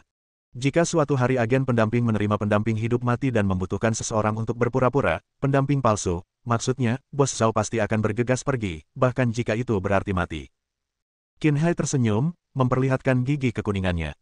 Adapun Qin tua, aku juga bersedia mengikutinya. Melihat pria dermawan itu tersenyum riang, Xie Yuan agak tersentuh. Pemuda macam apa yang tega menyuruh orang seperti itu mengikutinya sampai mati? Jika kau ingin tahu seperti apa Zhao Tuer, mengapa kau tidak pergi dan melihatnya sendiri? Qin Hai tertawa dan menunjuk ke sebuah rumah besar di depan. Agen pendamping telah tiba. Sebelum mereka menyadarinya, mereka telah mencapai tepi Kabupaten Yunzhao. Tanah di Kabupaten Yunzhao sangat mahal, tetapi rumah ini menempati hampir separuh jalan dekat pusat kota, seperti rumah bangsawan, dan harganya tidak diketahui. Namun, melihat 4 karakter besar, Longton Escort Agency, tertulis pada plakat berlapis emas yang tergantung di gerbang utama rumah besar itu, orang-orang yang lewat tidak terkejut. Ini adalah salah satu halaman samping rumah besar itu. Belasan pria kekar berkumpul di sini, kendaraan pengawal telah siap, dan pasukan serta kudanya pun kuat. Tim pengawal yang akan segera berangkat. Namun di hadapan rombongan pengawal yang rapi itu, seorang pemuda jangkung berpakaian ketat biru berjalan mondar-mandir dengan kedua tangan di belakang punggung, sambil sesekali memandang ke langit, seolah tengah menunggu sesuatu. Bos, jangan tunggu. Orang itu mungkin tidak datang, dan kalaupun datang, dia mungkin tidak bisa menyusul. Seorang pria kuat berteriak. Pemuda berbaju biru itu mengulurkan jari-jarinya, menjepitnya beberapa kali, lalu mengangguk. Aku menghitung dengan jariku bahwa dia akan tiba sebentar lagi, kalau dia tidak ada di sini, kita akan pergi. Tim panah tertawa terbahak-bahak, dan seseorang bercanda. Bos, kapan kamu belajar meramal? Kenapa kamu tidak memberitahuku kapan aku bisa menikah? Kamu masih berencana menikah. Wajahmu memerah kalau ngobrol sama cewek baik-baik, tapi kamu bisa ngobrol dan tertawa riang dengan cewek-cewek di rumah bordil. Kayaknya kamu bakal habisin hidupmu di rumah bordil. Persetan denganmu. Pemuda berbaju biru itu tersenyum tipis dan hendak menjawab ketika matanya tiba-tiba berbinar dan dia menunjuk ke arah pintu samping. Lihat, orang-orang datang. Tepat saat Xie Yuan mengikuti Qin Hai ke halaman samping, pandangannya tiba-tiba kabur dan seorang pemuda dengan alis tajam dan mata seterang bintang muncul di depannya. Pemuda itu mengulurkan tangannya secepat kilat, dan sebelum Xie Yuan sempat bereaksi, ia mencubit bahu, lengan, pinggang, dan kakinya. Ia lalu mengangguk, mengeluarkan beberapa buklet dari dadanya, meliriknya, lalu mengambil satu, dan melemparkannya kepada Xie Yuan. Dengan bahu lebar dan lengan panjang, serta punggung yang kuat, kamu benar-benar cocok untuk gerakan yang berani dan agresif. Ambil teknik pedang serigala berlari, ini dan latihlah. Yah, agak sulit untuk memberimu teknik pedang tanpa dasar, tapi kamu bisa menyimpannya untuk saat ini dan kita bicarakan nanti. Aku akan kembali 7 hari lagi untuk memeriksa hasilnya. Sekarang, setengah alasan aku menerimamu ke dalam sekte ini adalah karena dirimu, dan setengahnya lagi karena sekte Vajra. Kuharap setelah 7 hari, semuanya akan menjadi karena dirimu. Pemuda itu menepuk bahu Xie Yuan, dan tanpa menunggu dia berbicara, dia kembali ke kudanya dan melambaikan tangannya dengan penuh semangat. Berangkat. Dia keluar dari pintu samping terlebih dahulu, dan orang-orang di belakangnya melewati Xie Yuan satu persatu, dengan tatapan penasaran, ramah, dan curiga bercampur aduk. Ada juga bisikan-bisikan yang tidak bisa dipahami Xie Yuan. Sudah kubilang, bos tidak tahu cara menghitung. Setengah tambah setengah besar, bukankah itu 2 kali lipat dan lebih dari setengah? Kaulah satu-satunya yang terlalu banyak bicara. Tawa dan umpatan terdengar dari depan. Pemuda itu berbalik, mengulurkan tangan, dan mengambil bendera panah yang dipegang penjaga pintu, mengibarkannya tertiup angin, lalu berteriak kepada penjaga pintu itu sendiri, suaranya menggema di sepanjang jalan. Seekor naga terbang di atas Yunzu, seekor naga terbang di atas Yunzu. Tim pengawalnya sangat besar dan mengikuti Zhao Xingyang seperti naga panjang. Bab 56. Xie Yuan memperhatikan tim pengawal keluar seperti naga, tertegun sejenak, dan bertanya. Tuan Qin, apakah Bos Zhao sedang menungguku secara khusus? Benar. Bos Zhao bilang sebelum kita pergi, kalau kamu setuju, dia akan membawamu kembali dan memberimu beberapa instruksi. Katanya, saudara-saudara baru ini baru saja tiba, dan dia, sang pemimpin, tidak bisa hidup tanpa mereka. Qin Hai menjawab sambil tersenyum. Xie Yuan memegang buku, teknik pedang serigala berlari, dan mengangguk dan menghela nafas. Bos Zhao memang cukup heroik. Benar. Qin Hai tertawa dan melirik buklet di tangan Xie Yuan. Para pendatang baru datang dan berlatih 3 teknik pedang dasar yang diwariskan oleh kepala pengawal. Setelah mengumpulkan prestasi, mereka dapat beralih ke keterampilan tingkat lanjut, biasanya dimulai dengan teknik Ding. Badan pengawal membagi tingkat kesulitan misi dan kekuatan seni bela diri menjadi 4 tingkat, A, B, C, dan D, yang sesuai dengan 4 tingkat pelatihan eksternal. Sebagian besar pengawal, setelah masa adaptasi, dapat beralih ke seni bela diri tingkat D, yang sesuai dengan tingkat pelatihan tingkat pertama. Tapi kau beruntung bisa mengikuti Zhao Tu. Teknik pedang serigala berlari, ini adalah teknik pedang tingkat C, cukup kuat. Banyak pengawal, termasuk aku, yang mempraktikkannya. Teknik ini sangat berguna. Kelas C. Itu setara dengan ilmu pedang tingkat kedua. Xie Yuan sangat bersemangat. Ia mendapatkan banyak hal segera setelah tiba. Rasanya seperti pulang ke rumah. Ia sangat menyukai tempat ini. Bos Zhao bilang aku harus menyimpannya dengan kredit dulu. Berapa banyak jasa yang harus kubayar? Selesaikan 2 misi level C seperti biasa, dan poinmu bisa ditukar dengan buku panduan bela diri level C. Jika kamu mulai dari level D, itu akan memakan waktu 5 atau 6 misi. Qin Hai membuat perkiraan kasar. Xie Yuan mengangguk, dan dia mulai terlilit hutang. Namun, bila dipikir-pikir, harga jasa ini sangat terjangkau, dan anggota biasa dari agen pendamping dapat menukarnya dengan seperangkat keterampilan dalam waktu singkat. Tetapi jika Anda pergi keluar sana, keterampilan yang baik sulit didapat dan Anda mungkin tidak dapat membelinya meskipun Anda punya uang. Tempat yang luar biasa. Ayo pergi. Aku akan mengantarmu ke pendaftaran dan menunjukkan jalannya. Simpan baik-baik keahlianmu dan jangan biarkan orang lain melihatnya. Ini keuntungan khusus untuk tim pendamping kita. Qin Hai mengajak Xie Yuan berjalan-jalan, lalu menemukan seorang sarjana di sebuah ruang belajar dan mendaftarkannya. Ada orang baru di sini. Siapa namamu? Di mana kota asalmu? Sarjana itu bertanya dengan suara lembut. Xie Yuan, aku tinggal di desa Xiaoxi. Oh, kamu Xie Yuan itu. Sang sarjana terkejut dan berkata sambil tersenyum. Selamat datang, selamat datang. Anda telah datang ke agen pendamping kami. Jangan takut dengan sekte berlian. Oke, saya akan mendaftar. Xie Yuan, tim pengawal Zhao Xingyang, pengawal junior. Qin Hai menjelaskan pada waktu yang tepat. Saat pertama kali tiba, kalian semua adalah porter junior. Jika kalian berhasil mencapai terobosan dan mengumpulkan prestasi, kalian bisa dipromosikan menjadi porter senior dan mendapatkan perlakuan yang lebih baik. Pada tahap akhir pelatihan pertama, ketika otot-otot sudah cukup kuat, seseorang dapat dipromosikan menjadi pendamping junior. Pada pelatihan kedua, seseorang menjadi pendamping senior, dan setelah itu, menjadi pemimpin. Xie Yuan mengangguk untuk menunjukkan pengertiannya, lalu berkata, Tuan Qin, saya sudah menembus penghalang kulit. Haruskah saya mulai dari tingkat pemula juga? Kamu baru di sini, jadi tentu saja kamu pemula. Tunggu, kamu sudah menembus penghalang kulit. Kamu seorang seniman bela diri. Qin Hai membelalakkan matanya. Kapan kamu berhasil menerobos? Ketika dia dan Zhao Tuer melewati kota Panlong sebelumnya, bukankah anak ini masih melatih kemampuannya? Bukankah saat itu tampaknya masih jauh dari sebuah terobosan? Baru saja, Xie Yuan menjawab. Qin Hai tertegun sejenak dan berkata, "Oke, pukul aku." Dia berdiri dengan kedua tangan di belakang punggungnya, dalam posisi kuda, dan memberi isyarat kepada Xie Yuan untuk maju ke depan. Xie Yuan ragu sejenak, lalu berpikir bahwa Qin Hai adalah master tingkat kedua, jadi dia tidak ragu. Dia mengepalkan tinjunya, melangkah maju, dan memukul bahu Qin Hai sekuat tenaga.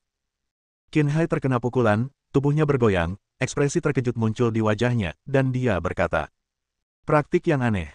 Kenapa kau tidak memberitahuku sebelumnya, nak?" Tuan Qin, Anda tidak pernah bertanya. Sepertinya itu tidak penting. Xie Yuan mengepalkan tinjunya. Master tingkat kedua tidak hanya berkulit keras, tetapi juga berdaging keras. Dia tidak bereaksi terhadap pukulan. Tetapi dia tidak menggunakan tenaga dalamnya, kalau tidak dia akan mampu membuat Qin Hai bergerak. Itu karena kami pernah melihat kungfumu sebelumnya, dan selain beberapa kali kau menebang kayu dengan kapakmu sendiri, yang cukup mengesankan, sisanya biasa saja. Qin Hai tampak bingung. Baru beberapa hari, kok tiba-tiba bisa tembus? Seharusnya ini nggak mungkin. Qin Hai agak bingung. Kecepatan kultivasinya agak kurang. Terlalu cepat. Xie Yuan tetap diam dengan bermartabat. Tidak apa-apa, kita semua sekarang adalah keluarga, dan kamu akan terbiasa perlahan-lahan. Qin Hai bingung, tapi dia hanya menggaruk kepalanya dan kemudian tersenyum cerah. Oke, sepertinya kita menemukan harta karun. Haha, tunggu 7 hari lagi dan lihat saja nanti, beri Bos Zhao kejutan. Yah, kamu memang cukup kuat, tapi prestasimu belum banyak karena baru tiba, jadi lebih baik mulai dari level pemula. Namun, dengan levelmu saat ini, kamu seharusnya bisa naik level paling banyak dalam 3 misi. Dia berjalan keluar bersama Xie Yuan dan berbisik. Kembalilah malam ini dan pelajari teknik pedang dengan saksama. Teknik pedang tingkat ketiga mungkin sulit bagimu saat ini, tetapi sebaiknya hafalkan dulu gerakannya dan biasakan diri dengan gerakan-gerakannya. Aku akan menjelaskannya kepadamu besok. Baiklah, aku kembali dulu. Qin Hai menepuk bahu Xie Yuan dan segera meninggalkan agen pendamping. Pengawal biasanya memiliki rumah lain di kota kabupaten dan tidak tinggal di agen pendamping. Xie Yuan bingung saat melihat Qin Hai pergi begitu tiba-tiba. Mengapa Tuan Qin berlari begitu cepat? Tidak apa-apa, ayo kembali ke kamar dan belajar ilmu pedang. Qin Hai pulang ke rumah, menanggalkan pakaiannya, dan menatap bekas tinju berwarna ungu di bahunya, wajah heroiknya memperlihatkan gigi-giginya. His, kamu sombong sekali. Seharusnya kamu tidak menerima pukulan ini. Kupikir orang ini cuma bercanda, tapi ternyata benar. Hei, kok dia bisa jadi pejuang? Sakit. Istriku, istriku. Cepat ambilkan aku anggur obat. Semua porter agen pendamping tinggal di kamar single. Meskipun tidak mewah, kamar-kamar tersebut bersih dan rapi, dengan semua fasilitas yang dibutuhkan. Ruang di kamar tersebut bahkan cukup untuk berlatih kungfu yang tidak terlalu intens, sehingga cukup luas. Meski tidak gratis, biaya makanan dan penginapannya hanya 1 atau 2 tael perak sebulan, yang cukup untuk menutupi gaji kuli angkut. Xie Yuan kembali ke kamar dengan pakaian dan lencana yang baru dibagikan, melihat sekeliling, dan merasa cukup puas. Ukurannya sedikit lebih kecil dari suite mewah di Timen, tapi tetap saja lebih baik dari kabinku sendiri. Kemudian, dia tidak sabar untuk mengeluarkan teknik pedang serigala lari. Coba saya lihat apa saja teknik tingkat C itu. Setelah membacanya dari awal sampai akhir, Xie Yuan menutup buklet itu, matanya berbinar. Pedang menyerang bagaikan serigala, gerak kaki berlari bagaikan serigala. Serangan pedang ini menggabungkan gerak kaki, menekankan, cepat, ganas, dan kejam. Gerakannya cepat dan bertenaga, dan momentumnya memikat. Dengan pencapaian kecil, kau bisa menyerang dengan pedang panjang dan menggorok leher dengan satu tebasan. Dengan pencapaian besar, kau bisa sekuat serigala. Satu orang dan satu pedang bisa seperti sekawanan serigala yang menyerang, tak terhentikan. Ilmu pedang yang luar biasa. Hanya dengan melihat gerakannya saja, kau sudah tahu kalau itu sangat kuat. Baiklah, maafkan aku, Tuan Liu, tapi sejujurnya, itu jauh lebih unggul daripada tinju panjang sirah besi. Xie Yuan mempelajarinya dengan saksama beberapa kali, lalu berlari ke tempat latihan seni bela diri, mengambil pedang panjang, dan mulai berlatih dengan canggung. Teknik pedang serigala berlari, 1/100. Bibir Xie Yuan sedikit melengkung, dan nomor baru muncul seperti yang diharapkan. Melihat kemajuan yang perlahan meningkat saat dia mengayunkan pedangnya, Xie Yuan mengulanginya lagi dan lagi, secara bertahap melupakan dirinya sendiri. Bab 57. Sebuah studi di kantor pemerintah daerah. Zhang Yufeng berdiri di depan meja, tidak bergerak. Maksudmu, kau sudah bersusah payah, bahkan menggunakan namaku untuk memperingatkan sekolah-sekolah bela diri itu, tapi pada akhirnya, kau tetap tidak membawa siapapun ke sini. Pria parubaya berwajah cerah di balik meja itu agak gemuk. Ia duduk di kursi berlengan, memegang secangkir teh harum di tangannya, dan perlahan-lahan menggunakan tutup teh untuk mengeluarkan busanya. Zhang Yufeng menundukkan tangannya dan menundukkan kepalanya dalam-dalam. Saya pejabat yang tidak kompeten. Saya tidak pernah menyangka orang itu punya cara untuk masuk ke agensi pendamping Longteng. Lelaki parubaya itu tak berkata apa-apa, hanya memainkan tutup tehnya, seolah-olah busa tehnya tak henti-hentinya dikeluarkan. Keringat perlahan-lahan mengucur di dahi Zhang Yufeng, dan kepalanya hampir terkubur di tanah. Yufeng, posisi di ruang penyiksaan sudah lama kosong. Aku sangat optimis padamu. Tapi caramu menangani berbagai hal membuatku sulit mempercayaimu. Pria parubaya itu berkata dengan suara yang harmonis. Zhang Yufeng menutup matanya, mendesah dalam hati, dan membungkuk lagi. Ini salahku karena tidak melakukan pekerjaanku dengan baik. Apa kau tidak kompeten, atau kau pikir kita berasal dari keluarga yang sama dan kau sudah mendapatkan posisi ini, jadi kau tidak berusaha sebaik mungkin? Pria parubaya itu tertawa. Zhang Yufeng tiba-tiba berdiri, wajahnya cemas. Tuan kedua, Yufeng tidak berani. Sungguh, anak itu benar-benar tidak terduga. Kupikir aku bisa membujuknya dengan sedikit saja, tapi dia keras kepala dan tidak tahu berterima kasih. Pemimpin kedua Sekte Vajra dan Letnan pemerintah daerah selalu berpikiran sempit dan murung. Jika ia merasa sengaja mengabaikannya, tamatlah riwayatnya. Ini semua gara-gara si kecil nakal Xie Yuan. Beraninya dia melawan dan tidak mengikuti rencananya. Aku baru saja teringat pada anak yatim piatu yang tampan di desa ini, dan ingin menawarkannya kepada tuan kedua agar menyenangkannya, tetapi aku malah memperburuk keadaan dan jadi seperti ini. Zhang Yufeng terus mengutuk Xie Yuan dalam hatinya, dengan butiran keringat mengalir di dahinya. Yufeng, kau harus mengerti bahwa kau, seorang murid terdaftar, bisa sampai sejauh ini berkat kepintaranmu. Tapi lihat dirimu, aku sudah berkali-kali bilang kalau seseorang tidak mau, jangan dipaksa. Kemana dia ingin pergi adalah urusannya sendiri, dan bisa bekerja di agensi pendamping Longteng adalah kemampuannya sendiri. Dan kau malah membuat keributan besar, apa kau bisa menyalahkannya? Bukankah ini membuat kita jadi bahan tertawaan? Letnan daerah itu menggelengkan kepalanya dan suaranya berubah dingin. Kembali ke dalam dan terima hukumanmu. Zhang Yufeng gemetar dan berbisik. Ya. Juga, beritahu kakak senior untuk memilih beberapa murid untuk pergi ke agen pendamping Longteng untuk meminta nasihat dan melihat seberapa baik para rekrutan baru yang baru saja mereka datangi. Letnan daerah itu menyesap tehnya dan tersenyum. Awalnya aku tidak peduli, tapi sekarang aku tertarik pada pemuda ini. Saat itu baru saja fajar. Di dalam agensi pendamping Longteng, Xie Yuan telah mengayunkan pedangnya di halaman untuk waktu yang lama. Punggungnya basah kuyup dan butiran keringat terus menetes dari dahinya, tetapi pisau Xie Yuan semakin cepat dan kuat dengan setiap pukulan. Teknik pedang serigala berlari, 43/100.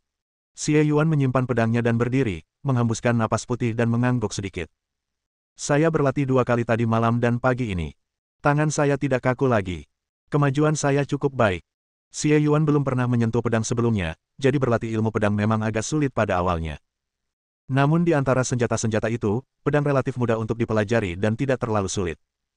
Selain itu, saat Xie Yuan berlatih terus-menerus, ia secara alami menjadi semakin mahir dan ahli dalam hal itu. Jadi meskipun dia baru berlatih 2 kali, Xie Yuan sudah cukup mahir melakukannya. Setelah menyeka keringat di wajahnya dan minum semangkuk air, Xie Yuan mendapatkan kembali kekuatannya. Berlatihlah lebih banyak. Dalam kabut pagi musim dingin, sosok seorang pemuda tengah mengayunkan pedang dapat terlihat, perlahan-lahan membubarkan kabut di sekitarnya, seakan-akan ada panggung yang hanya miliknya seorang di dunia ini. Qin Hai menggosok bahunya sambil berjalan ke halaman samping agen pendamping. Melihat Xie Yuan mengacungkan pisaunya, ia tertegun sejenak. Xiao Xie, kenapa kamu berlatih sendiri sepagi ini? Ini tidak baik. Kalau kamu sampai buntu di awal.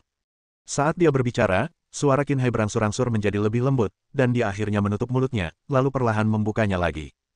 Bukankah anak ini kemarin mengatakan bahwa dia tidak pernah menyentuh pisau? Kok kamu bisa menari dengan sangat realistis? Di hari pertamanya berkecimpung di dunia pedang, ia sudah cukup mahir dalam menebas secara horizontal dan vertikal, tapi ternyata ia sudah berlatih teknik pedang. Padahal, ia hanya berlatih teknik pedang kelas 3. Setelah Xie Yuan selesai berlatih lagi, Qin Hai melangkah maju, suaranya dipenuhi ketidakpercayaan. Xiao Xie, Apakah kamu pernah berlatih teknik pedang ini sebelumnya? Tidak. Di mana aku pernah melihat teknik pedang ini dari agen pengawal. Xie Yuan menghela napas dan berkata, Tuan Qin datang lebih awal. Tidak sedini kamu. Qin Hai menyentuh dagunya dan berkata lagi dengan curiga. Xiao Xie, kamu benar-benar belum pernah berlatih ilmu pedang. Benarkah? Tidak, satu-satunya senjataku yang bisa dianggap senjata adalah kapak penebang kayuku. Sejujurnya, aku bahkan belum pernah menyentuh pisau dapur. Xie Yuan berkata jujur. Qin Hai mendesis, matanya melebar. Kalau begitu, apakah kau adalah tubuh bijak pedang bawaan yang legendaris? Petik 2 titik. Tuan Qin suka membaca buku cerita. Haha, istriku suka menontonnya, jadi aku juga akan menonton sedikit. Qin Hai mendecak lidahnya. Xiao Xie, memanggilmu tubuh suci mungkin berlebihan, tapi bakatmu sungguh luar biasa. Kalau saja aku tidak menyadari beberapa kekurangan dan kekasaranmu, aku pasti sudah curiga kau agen rahasia dari perguruan bela diri Yidao. Yah, aku sudah bilang untuk menjelaskannya dari awal, tapi kurasa itu tidak perlu. Kita praktikkan saja. Saat mengatakan itu, Qin Hai meminta Xie Yuan untuk melakukannya lagi dan dia memberinya bimbingan. Gerakan pertama adalah tentang kecepatan. Pegang pedang dengan erat. Menatap bulan itu seperti melihat pedang, tapi bukan berarti kau harus melihat ke belakang dulu baru memutar pedang. Pedang itu harus di depan. Putar pinggangmu lebih cepat. Apa pinggangmu terlalu lemah di usia semuda ini? Pukulan ini terlalu rendah. Gerakan ini kacau. Qin Hai sedang memberikan instruksi sementara dia menjadi semakin terkejut. Anak ini punya pemahaman yang sangat kuat. Dia hanya perlu menjelaskan masalah sekali dan tidak perlu mengulangi kesalahan yang sama 2 kali. Dia membuat kemajuan yang luar biasa. Qin Hai telah berlatih seni bela diri selama bertahun-tahun dan tahu betapa sulitnya itu. Banyak orang mungkin tidak mengerti apa yang dikatakan bahkan setelah mendengarkannya sekali. Otak mereka mungkin memahaminya, tetapi tangan dan kaki mereka mungkin tidak mampu mempraktikkannya. Dan bahkan ketika tangan dan kaki mereka memahaminya, mereka pasti akan membuat kesalahan. Ini sudah merupakan alam tingkat ketiga, dan setelah itu dibutuhkan 10 tahun latihan berulang-ulang dan kerja keras sebelum setiap gerakan dapat diintegrasikan ke dalam naluri.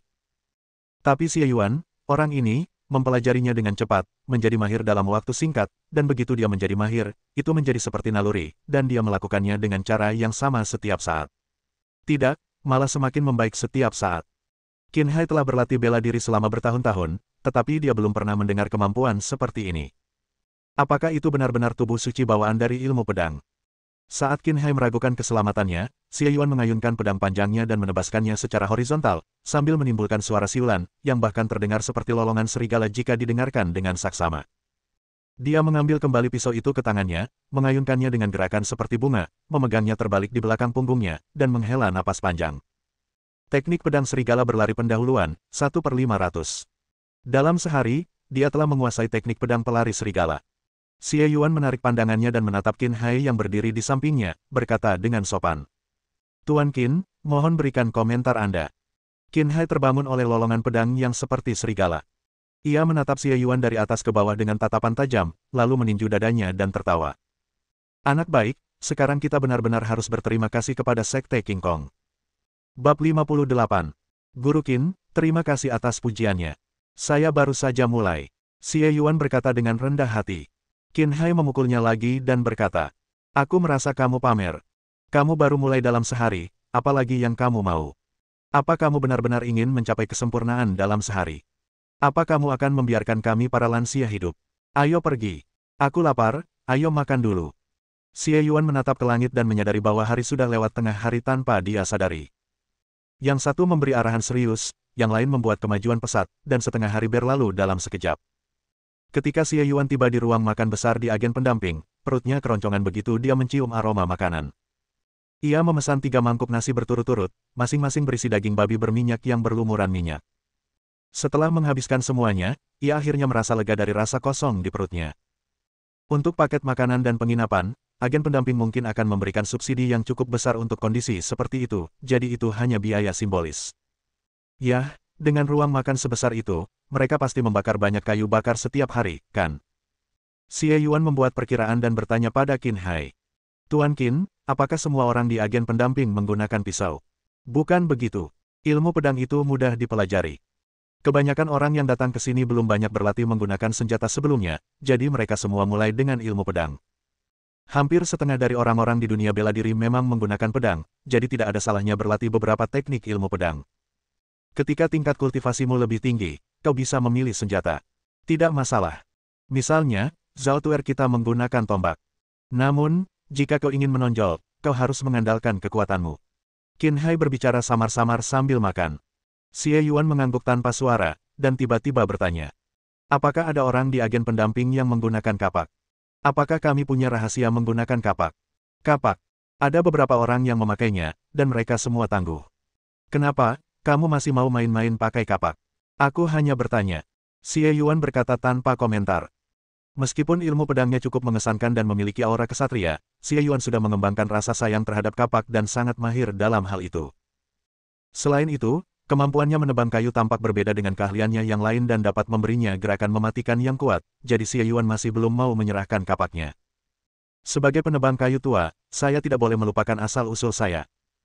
Tentu saja, memiliki banyak keahlian selalu merupakan hal yang baik. Seperti yang dikatakan Qin Hai, tidak ada salahnya menguasai dua teknik pedang. Sekalipun memiliki energi yang cukup, Xie Yuan berpikir menguasai semua jenis senjata dan menjadi ahli senjata adalah hal yang mungkin. Haha, kalau kamu mau kapak, kamu bisa mendapatkan poin merit untuk ditukar. Aku ingat ada teknik kapak, dan kepala pengawal sudah mengumpulkannya sebelumnya. Nah, agensi pengawal hanya mengeluarkan pedang panjang standar. Kalau kamu mau kapak atau pedang yang lebih bagus, kamu bisa menggunakan perak atau poin merit untuk pergi ke bengkel pandai besi di sebelah untuk membuatnya. Tentu saja, jika perak tersedia, saya sarankan untuk menggunakannya. Kebaikan saja tidak pernah cukup. Kebanyakan orang di agen pendamping memiliki keterampilan, tetapi kualitas pelatihan mereka bervariasi. Ini adalah metode dasar pengembangan diri, dan biasanya hal pertama yang diubah setiap orang. Misalnya, baju besi Anda masih agak mendasar. Banyak metode pelatihan agen pendamping yang memberikan hasil lebih baik, jadi Anda dapat mengubahnya lebih cepat. Xie Yuan mengangguk penuh terima kasih. Strategi Qin Hai berasal dari seorang veteran berpengalaman dan patut dipertimbangkan. Ngomong-ngomong, kemampuanmu menggunakan pisau sangat cepat. Apa ini ada hubungannya dengan pengalamanmu menebang kayu selama bertahun-tahun? Qin Hai berhenti sejenak dengan sumpitnya saat mengambil makanan. Sebuah pikiran tiba-tiba terlintas di benaknya. Mengasah pisau dan menebang kapak sebenarnya punya kesamaan. Tentu saja semua senjata punya beberapa kesamaan, tapi keduanya tampak lebih mirip. Xie Yuan tercengang. Dia tidak pernah berpikir seperti ini. Lalu matanya sedikit berbinar, seolah-olah itu benar. Teknik memotong, menebas, dan mengayunkan pedang secara diagonal mirip dengan teknik kapak, dan teknik tiga kapak merupakan rutinitas ini. Artinya, teknik menusuk dan teknik lainnya berbeda dengan teknik kapak. Terutama dalam memotong, kecuali perbedaan pusat gravitasi dan jangkauan, yang lainnya sama saja, pada dasarnya sama saja. Dan memotong adalah keterampilan dasarnya, dia sangat menguasainya. Hati Xie Yuan menghangat. Awalnya ia berpikir bahwa kemajuan pesat ini murni karena pembukaan, tetapi sekarang ia menyadari bahwa itu semua berkat keahlian lamanya. Jika kita memikirkannya lebih cermat, apakah kemajuannya akan lebih cepat? Xie Yuan segera meletakkan sumpitnya, meninggalkan Qin Hai, dan berkata, Tuan Qin, mohon luangkan waktu. Saya akan kembali berlatih kungfu dulu. Qin Hai baru saja menggigit nasi ketika ia menatap kosong ke arah Xie Yuan yang berlari. Ia menggelengkan kepala dan berkata, dia juga penggemar bela diri. Hei, pantas saja Bos Zhao menyukainya. Xie Yuan kembali ke halaman, dengan bersemangat mengeluarkan pedang panjangnya untuk berlatih, lalu meletakkannya, mengeluarkan kapaknya dan mengayunkannya dengan santai. Memang ada banyak kesamaan. Dengan menggunakan teknik menggunakan kapak yang umum untuk mengilustrasikan teknik pedang, banyak detail menjadi jelas dengan sendirinya. Batu milik orang lain dapat digunakan untuk memoles batu giok, atau dengan kata lain, semua metode dapat diterapkan. Xie Yuan merasa telah memperoleh beberapa pemahaman, dan dia menjadi lebih bersemangat dalam berlatih keterampilan pedang. Beberapa hari kemudian, teknik pedang serigala berlari pendahuluan, 404/500. Xie Yuan menatap angka-angka di depannya dengan ekspresi puas. Kemajuannya telah meningkat secara signifikan. Sejak ia menyadari hubungan antara pedang dan kapak, kemajuannya dalam latihan pedang meningkat pesat. Banyak hal yang asing atau membingungkan dapat dibandingkan dengan keterampilan kapak yang sudah sangat ia kuasai, dan ia seringkali dapat menerapkannya pada hal lain. Setelah berlatih sampai sekarang, teknik pedang serigala lari miliknya makin mahir, terutama gerakan tebasannya yang secepat guntur, ganas bagaikan serangan serigala, dan amat kuat. Seiring dengan kemajuannya yang meningkat, ia secara bertahap menjadi ahli dalam teknik-teknik dasar menggunakan pisau, dan ia sudah sangat akrab dengan teknik menusuk, dan memotong, tanpa menunjukkan tanda-tanda bahwa ia tidak terbiasa dengan keterampilan tersebut meskipun baru mempelajarinya selama beberapa hari. Namun, Kemajuan pesat itu bukan hanya karena pencerahannya, tetapi juga karena ketekunan Xie Yuan dalam berlatih. Dari pagi hingga malam setiap hari, selama dia memiliki kekuatan, Xie Yuan akan mengayunkan pedangnya di sini. Ketika lapar, saya akan pergi ke kantin dan makan beberapa mangkuk nasi lagi. Ketika lelah, saya akan kembali ke kamar untuk berlatih latihan menjaga kesehatan atau beristirahat, dan berlatih jurus baju besi di pagi dan sore hari. Dengan energi internalnya yang mengalir dan darah serta ki yang mencukupi, Xie Yuan cukup tahan lama. Setiap hari dan setiap saat, Xie Yuan tenggelam dalam rasa pencapaian karena menjadi lebih kuat sedikit demi sedikit. Bisa makan enak dan tidur nyenyak, tanpa ancaman apapun, dan hanya berkonsentrasi dalam berlatih, sungguh kehidupan surgawi. Hanya siswa yang merasa tidak enak pergi ke sekolah. Namun, pelatihan imersif hanya bersifat sementara. Agen pendamping tidak mempekerjakan orang yang menganggur. Meskipun tempat ini bagus, Xie Yuan harus membuktikan bahwa ia memenuhi syarat untuk tinggal di sini. Berlatihlah lebih banyak sekarang, dan Anda akan lebih aman saat keluar nanti. Kenyataan bahwa agen pendamping telah tumbuh begitu besar menunjukkan bahwa jalannya tidak damai. Xie Yuan tinggal di sebuah halaman tempat banyak porter agen pengawal tinggal. Ada ruang terbuka yang luas di tengahnya, tempat kunci batu, tiang batu, pasak bunga plum, ditempatkan. Xie Yuan telah menghabiskan hampir seluruh waktunya di tempat latihan akhir-akhir ini, dan para kuli angkut di halaman telah memperhatikan wajah baru. Mereka yang berpengetahuan luas tahu bahwa ini adalah seseorang yang datang untuk mengandalkan Sekte King Kong untuk bergabung dengan agen pengawal, dan mereka yang tidak begitu berpengetahuan juga mengenalinya sebagai wajah yang familiar. Pada saat ini, beberapa porter sedang duduk di koridor, menyaksikan Xie Yuan berlatih pedang. Orang baru ini seorang yang gila kerja. Sial, aku paling benci dengan rambut keriting. Saya pikir saya sudah bekerja cukup keras, tetapi setelah bertemu orang ini, saya menyadari itu belum cukup. Aku juga, tapi setiap kali aku berlatih setengah hari tanpa ada kemajuan, aku jadi putus asa. Orang ini berlatih seharian, seperti sedang pakai steroid. Mungkin para pendatang baru lebih bersemangat. Orang terakhir selesai berbicara dan mendapati orang-orang di sekitarnya tidak menanggapi. Mereka malah segera diam dan berdiri tegak. Dia segera berbalik dan melihat seorang pria jangkung dan berwajah serius berjalan ke arahnya. Sang penjaga menegangkan tubuhnya seperti seorang juru tulis dan memberi salam dengan keras. "Halo, Kapten Lu." "Halo, Tuan Lu." Ucapan salam pun datang silih berganti. Pria itu mengangguk, menatap Xie Yuan yang terkejut dengan suara itu, melihatnya, dan berteriak. "Baru di sini. Siapa namamu?" Xie Yuan menyimpan pedangnya dan memberi hormat. "Ya, nama saya Xie Yuan. Saya baru saja bergabung dengan agen pendamping dan bekerja di bawah bos Zhao." Pria itu mengangguk, berjalan cepat, dan berdiri di depan Xie Yuan dengan tangan di belakang punggungnya. Dia lebih tinggi satu kepala dari Xie Yuan, dan tubuhnya yang tegak seperti lembing menghalangi sinar matahari, menciptakan bayangan yang menutupi Xie Yuan. "Kamu sangat rajin berlatih bela diri, bagus sekali. Semangat sekali. Namun, kamu baru saja bergabung dengan sekolah seni bela diri, mengapa kamu berlatih teknik pedang serigala berlari?" Bab 59. Oh tidak. Xie Yuan diam-diam berteriak cemas. Tidak ada yang berbicara ketika dia berlatih pedang di halaman belakangan ini, dan Qin Hai tidak mengatakan apa-apa ketika memberinya instruksi. Halamannya penuh dengan kuli angkut, semua orang sibuk dan tak seorang pun peduli dengan urusan orang lain. Lalu, seorang pemimpin anak panah tiba-tiba muncul entah dari mana. Xie Yuan menggertakkan giginya, mengepalkan tinjunya dan berkata, "Saya meminjam kelebihan dari Zhao Tuer dan menukarnya dengan keterampilan terlebih dahulu. Apakah Anda meminta kredit kepadanya, atau dia yang menawarkannya kepada Anda?"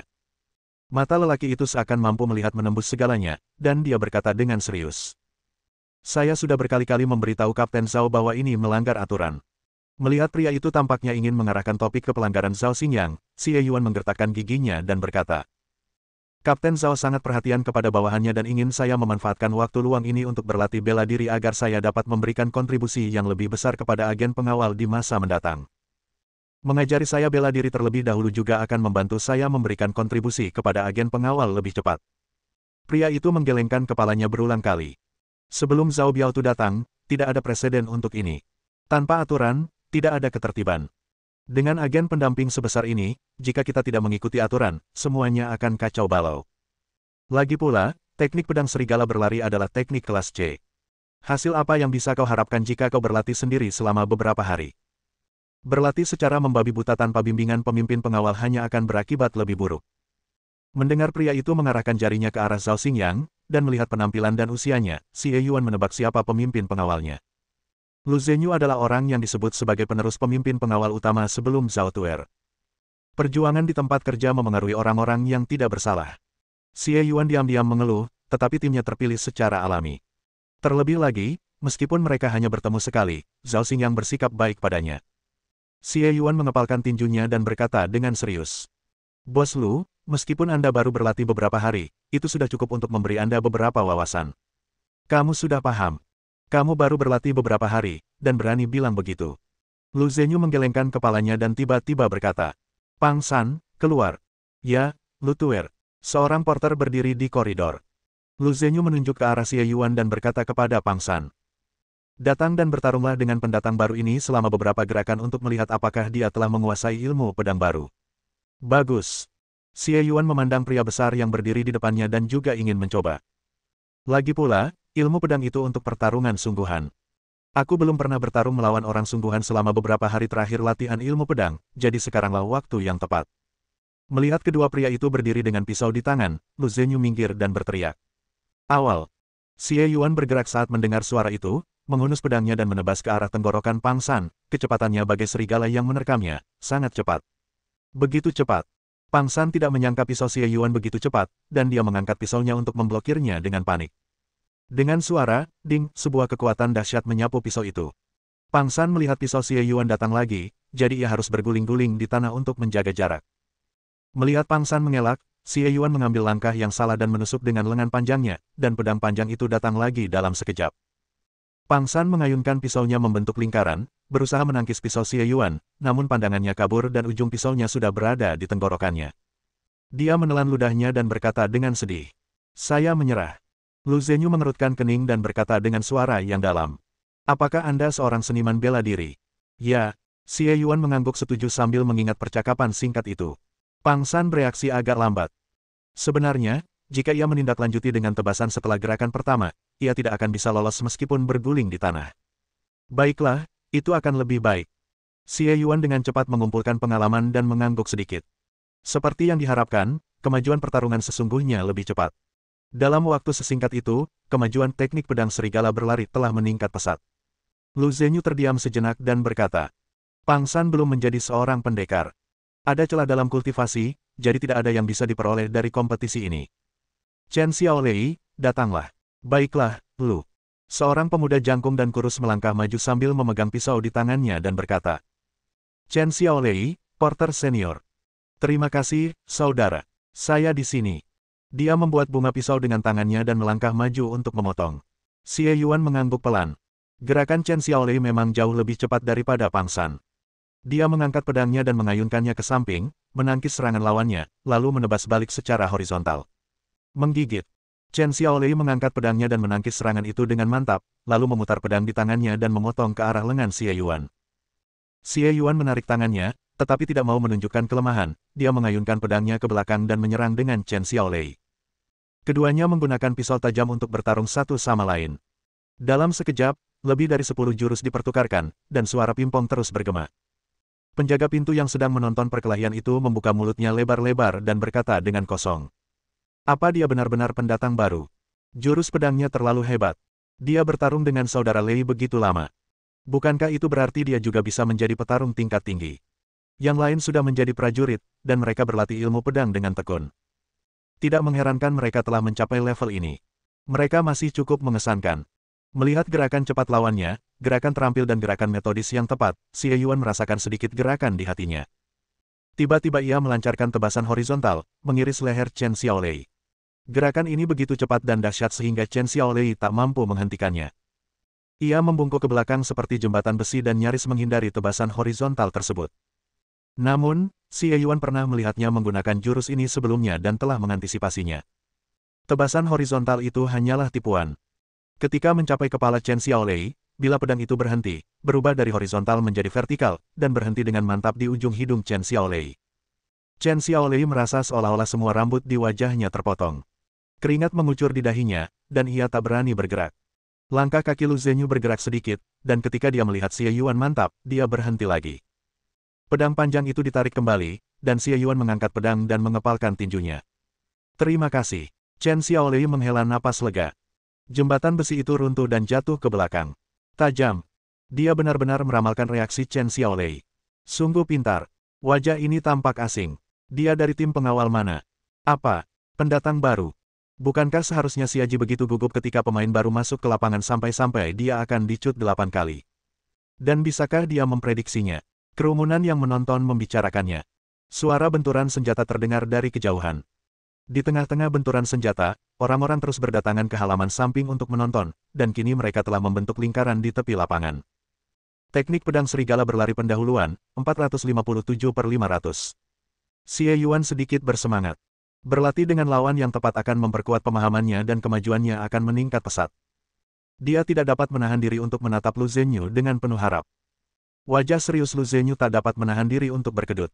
Dia secara alami dapat melihat bahwa ilmu pedang Xie Yuan telah sedikit meningkat dalam 2 pertukaran ini. Setelah hening sejenak, dia menunjuk seseorang dari kerumunan. Li Guo, kemarilah. Ah, Bos Lu, ini. Bukankah ini kompetisi antar saudara? Li Guo di antara kerumunan menyentuh kepalanya, tetapi melihat bahwa Lu Zhenyu tampaknya tidak sedang bercanda, Lu juga tidak pernah bercanda, jadi dia harus naik ke panggung dengan sikap cemberut. Para pendamping mengintimidasi para pendatang baru, bahkan mereka yang tampak cakap, karena mereka baru saja masuk. Menang itu tidak terhormat, dan kalah. Itu tidak mungkin. Dia menangkupkan kedua tangannya, mengambil posisi, dan berkata dengan acuh tak acuh. Li Guo, pengawal junior, aku akan mengantarmu ke sana. Kalau kau merasa sudah selesai, akui saja kekalahanmu.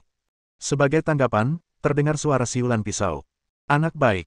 Li Guo, yang tampak memuji sekaligus memarahi, dengan cepat menangkis serangan Xie Yuan dengan punggung pisaunya. Kemudian, ia memanfaatkan situasi tersebut dan menusuk dada dan perut Xie Yuan dengan pisaunya seperti seekor harimau. Mata Xie Yuan berbinar. Lawan ini jauh lebih kuat dari sebelumnya.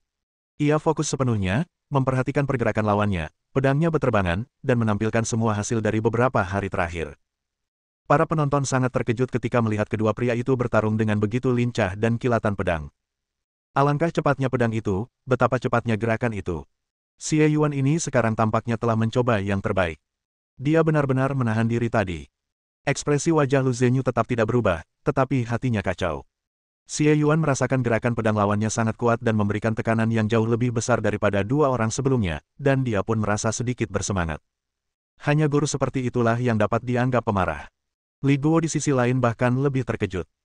Meskipun ia merasa ilmu pedang Xie Yuan bagus saat menonton, baru setelah ia benar-benar turun ke lapangan ia menyadari bahwa ilmu pedang Xie Yuan cukup kuat dan ia tidak bisa mengalahkannya. Di hadapan begitu banyak orang, saya, seorang pengawal, tidak dapat mengalahkan seorang porter yang baru saja memenuhi syarat. Jantung Li Guo bergetar, dan gerakan pedangnya menjadi 3 kali lebih cepat. Xie Yuan tiba-tiba berada di bawah tekanan yang lebih besar. Ia hanya bisa menyerang 30% dan bertahan 70%, lalu menyerang 20% dan bertahan 80%, hingga akhirnya ia hanya bertahan tanpa menyerang.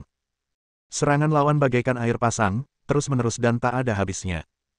Namun Xie Yuan menggertakkan giginya dan mengayunkan pedangnya, tidak bergerak sedikit pun tidak peduli bagaimana ombak menghantamnya. Waktu berlalu menit demi menit, dan Li Guo tidak mampu menaklukkan musuh dan menjadi semakin tidak sabar. Dia tidak begitu terampil dalam ilmu pedang seperti di masa lalu, jadi dia mengandalkan ilmu pedangnya yang kuat. Namun, ia tak tinggal diam dan menyerang dengan sekuat tenaga. Pertahanan Xie Yuan tak hanya tak tertembus, tetapi ia juga tampak semakin tenang. Teknik pedang serigala berlari pendahuluan, 478/500. Teknik pedang serigala berlari pendahuluan, 485/500. Teknik pedang serigala berlari pendahuluan, 496/500. Di bawah serangan sengit Li Guo, Xie Yuan bagaikan batu kasar yang dipalu. Setelah ribuan kali dipalu dan ditempa, kualitas aslinya perlahan-lahan terungkap. Tiba-tiba ia menghunus pisau, bagaikan kijang yang tergantung di tanduk, yang benar-benar di luar dugaan Li Guo. Ia hanya bisa mundur tiba-tiba. Terdengar beberapa seruan dari pinggir lapangan. Sialan, pisau ini. Tidak mungkin, orang ini akan melakukan serangan balik. Itu luar biasa. Tidak, bukankah menurutmu tidak masuk akal jika seorang pemula bertengkar dengan seorang pendamping begitu lama? Yang lebih tidak masuk akal lagi adalah dia sudah bertarung 2 pertandingan dan tidak terlihat lelah sama sekali. Lu Zhenyu berdiri di pinggir lapangan, mendengarkan diskusi panas orang lain, wajahnya datar tanpa ekspresi, dan tidak ada seorang pun tahu apa yang sedang dipikirkannya. Melihat Xie Yuan bernapas normal, Li Guo terkejut. Mengapa lawannya menjadi semakin berani seiring berjalannya pertempuran? Kita tidak bisa menunda lebih lama lagi. Dia menguatkan tekadnya, memegang pisau dengan kedua tangan, dan menebas sekuat tenaga. Bila pisau bergerak maju, tidak menyisakan ruang untuk bermanuver. Melihat gerakan habis-habisan ini, mata Xie Yuan terfokus, dia mengangkat pisaunya tinggi-tinggi, dan energi internalnya mulai melonjak. Waktunya hampir tepat. Dia menebas dengan pedangnya, dan bila pedang itu, disertai lolongan serigala yang ganas, menebas ke arah Li Guo dengan kekuatan Gunung Tai. Teknik pedang serigala berlari keberhasilan kecil, 1/1000. Pisau ini sudah menjadi kesuksesan kecil. Melihat pukulan tebasan yang jauh lebih kuat dari sebelumnya, wajah Li Guo menjadi pucat dan dia merasa ada sesuatu yang salah. Namun, begitu anak panah itu ditembakkan, tak ada jalan kembali. Ia hanya bisa menggertakkan giginya, mengumpulkan sisa tenaganya, dan menghadapi serangan itu dengan pisaunya. Kedua pisau itu berpotongan. Terdengar suara, ding, yang tajam dengan ekor yang panjang. Lalu terdengar suara berderak. Di tengah tatapan diam seluruh hadirin. Pisau Li Guo patah. Xie Yuan menyimpan pedangnya, membungkuk, dan mengangguk lembut. Terima kasih. Bab 60. Di gerbang Kabupaten Yunzhou, sekelompok orang memasuki kota satu demi satu. Tim ini kuat dan gagah perkasa, tetapi hampir semuanya berpakaian compang camping dan mengalami luka-luka di sekujur tubuh. Terutama pemuda yang memimpin, dadanya diperban dengan kain putih tebal, yang masih ternoda darah. Dan jubah biru langitnya berwarna merah tua di beberapa tempat, sehingga hampir mustahil untuk membedakan warna aslinya. Meski begitu, masing-masing dari mereka tetap tegar dan memancarkan aura yang luar biasa. Mereka jelas merupakan tim pemenang, yang menarik perhatian orang-orang yang lewat. Bos, ayo kita kembali ke Yunzhou. Bisakah kau berhenti menahannya? Seseorang dalam tim berteriak ke depan. Zhao Xingyang duduk di atas kudanya dengan bahu tegak, mengenakan jubah berlumuran darah tetapi tetap tenang, seolah-olah darah itu bukan darahnya sendiri, meskipun sebagian besar memang berasal dari musuh. Dia berkata dengan tenang. Darah bisa mengalir, kepala bisa dipenggal, tapi semangat tidak bisa hilang. Hehe. Suara tawa pelan bergema di dalam tim, diikuti oleh beberapa batuk lemah. 7 bandit Gunung Leopard sebenarnya berani menyerang tim pengawal kita, tapi mereka memang kuat. Kalau bukan karena kekuatan luar biasa pemimpinnya, aku khawatir beberapa saudara kita akan tertinggal. Satu orang mendesah. Orang lain langsung mengeluh. Bos, jangan ambil pisau itu lagi. Hidupku hancur, tidak sepadan. Omong kosong apa yang kau bicarakan? Kau mau menikah atau tidak? Zhao Xingyang berbalik dan memarahi. Pria itu berkata dengan keras. Aku tidak akan menikahimu lagi. Aku akan bersamamu seumur hidupku. Enyahlah. Kalau mau main anggar, belok kiri ke gerbang berlian di depan, dan jangan dekat-dekat denganku. Zhao Xingyang mengayunkan cambuknya dan mengumpat sambil tertawa, dan seluruh anggota tim pun tiba-tiba tertawa terbahak-bahak.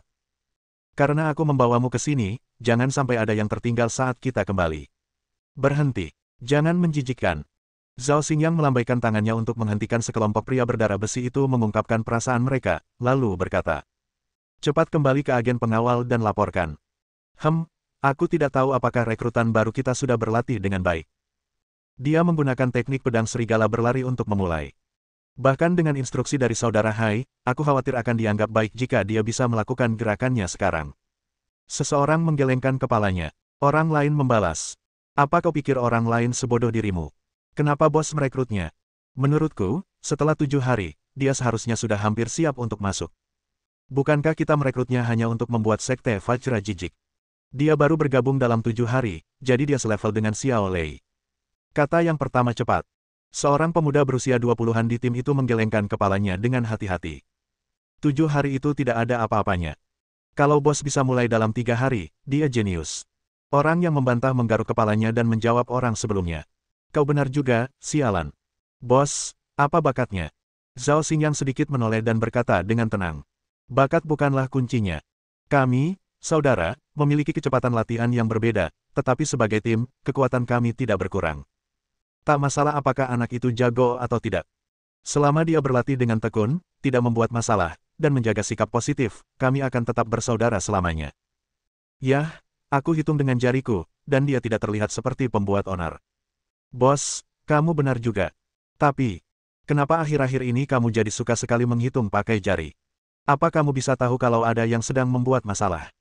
Pada misi terakhir saya, bos bertemu dengan seorang pendeta Tao di pinggir jalan. Kami berbincang dan terpesona oleh kecantikannya. Namun, pendeta Tao itu berkata kepada saya, bos. Setelah mengatakan ini, pria itu berhenti berbicara dengan canggung. Zhao Xingyang tersenyum riang. Tidak ada yang salah dengan itu. Sang Tao merasa bakatku agak kurang, Kalau tidak, dia pasti mau menerimaku sebagai muridnya. Apa? Semua orang berseru kaget, dan Xiao Lei berkata dengan marah. Dia pasti penipu. Dia benar-benar bilang bosnya nggak punya bakat. Lucu banget. Zhao Xingyang menggelengkan kepalanya. Pendeta Tao itu memang seorang guru. Selalu ada orang yang lebih baik darimu. Dibandingkan dengan mereka, bakatku benar-benar biasa saja. Namun dia segera tersenyum dan melihat ke arah cakrawala. Lalu kenapa? Sejak zaman dahulu, ada banyak sekali jenius, tapi berapa banyak yang berhasil memasuki Dao? Jalan di depan dalam perjalanan seni bela diri masih panjang, dan aku, Zhao Xingyang, pasti akan mendapat tempat di akhirnya. Benar.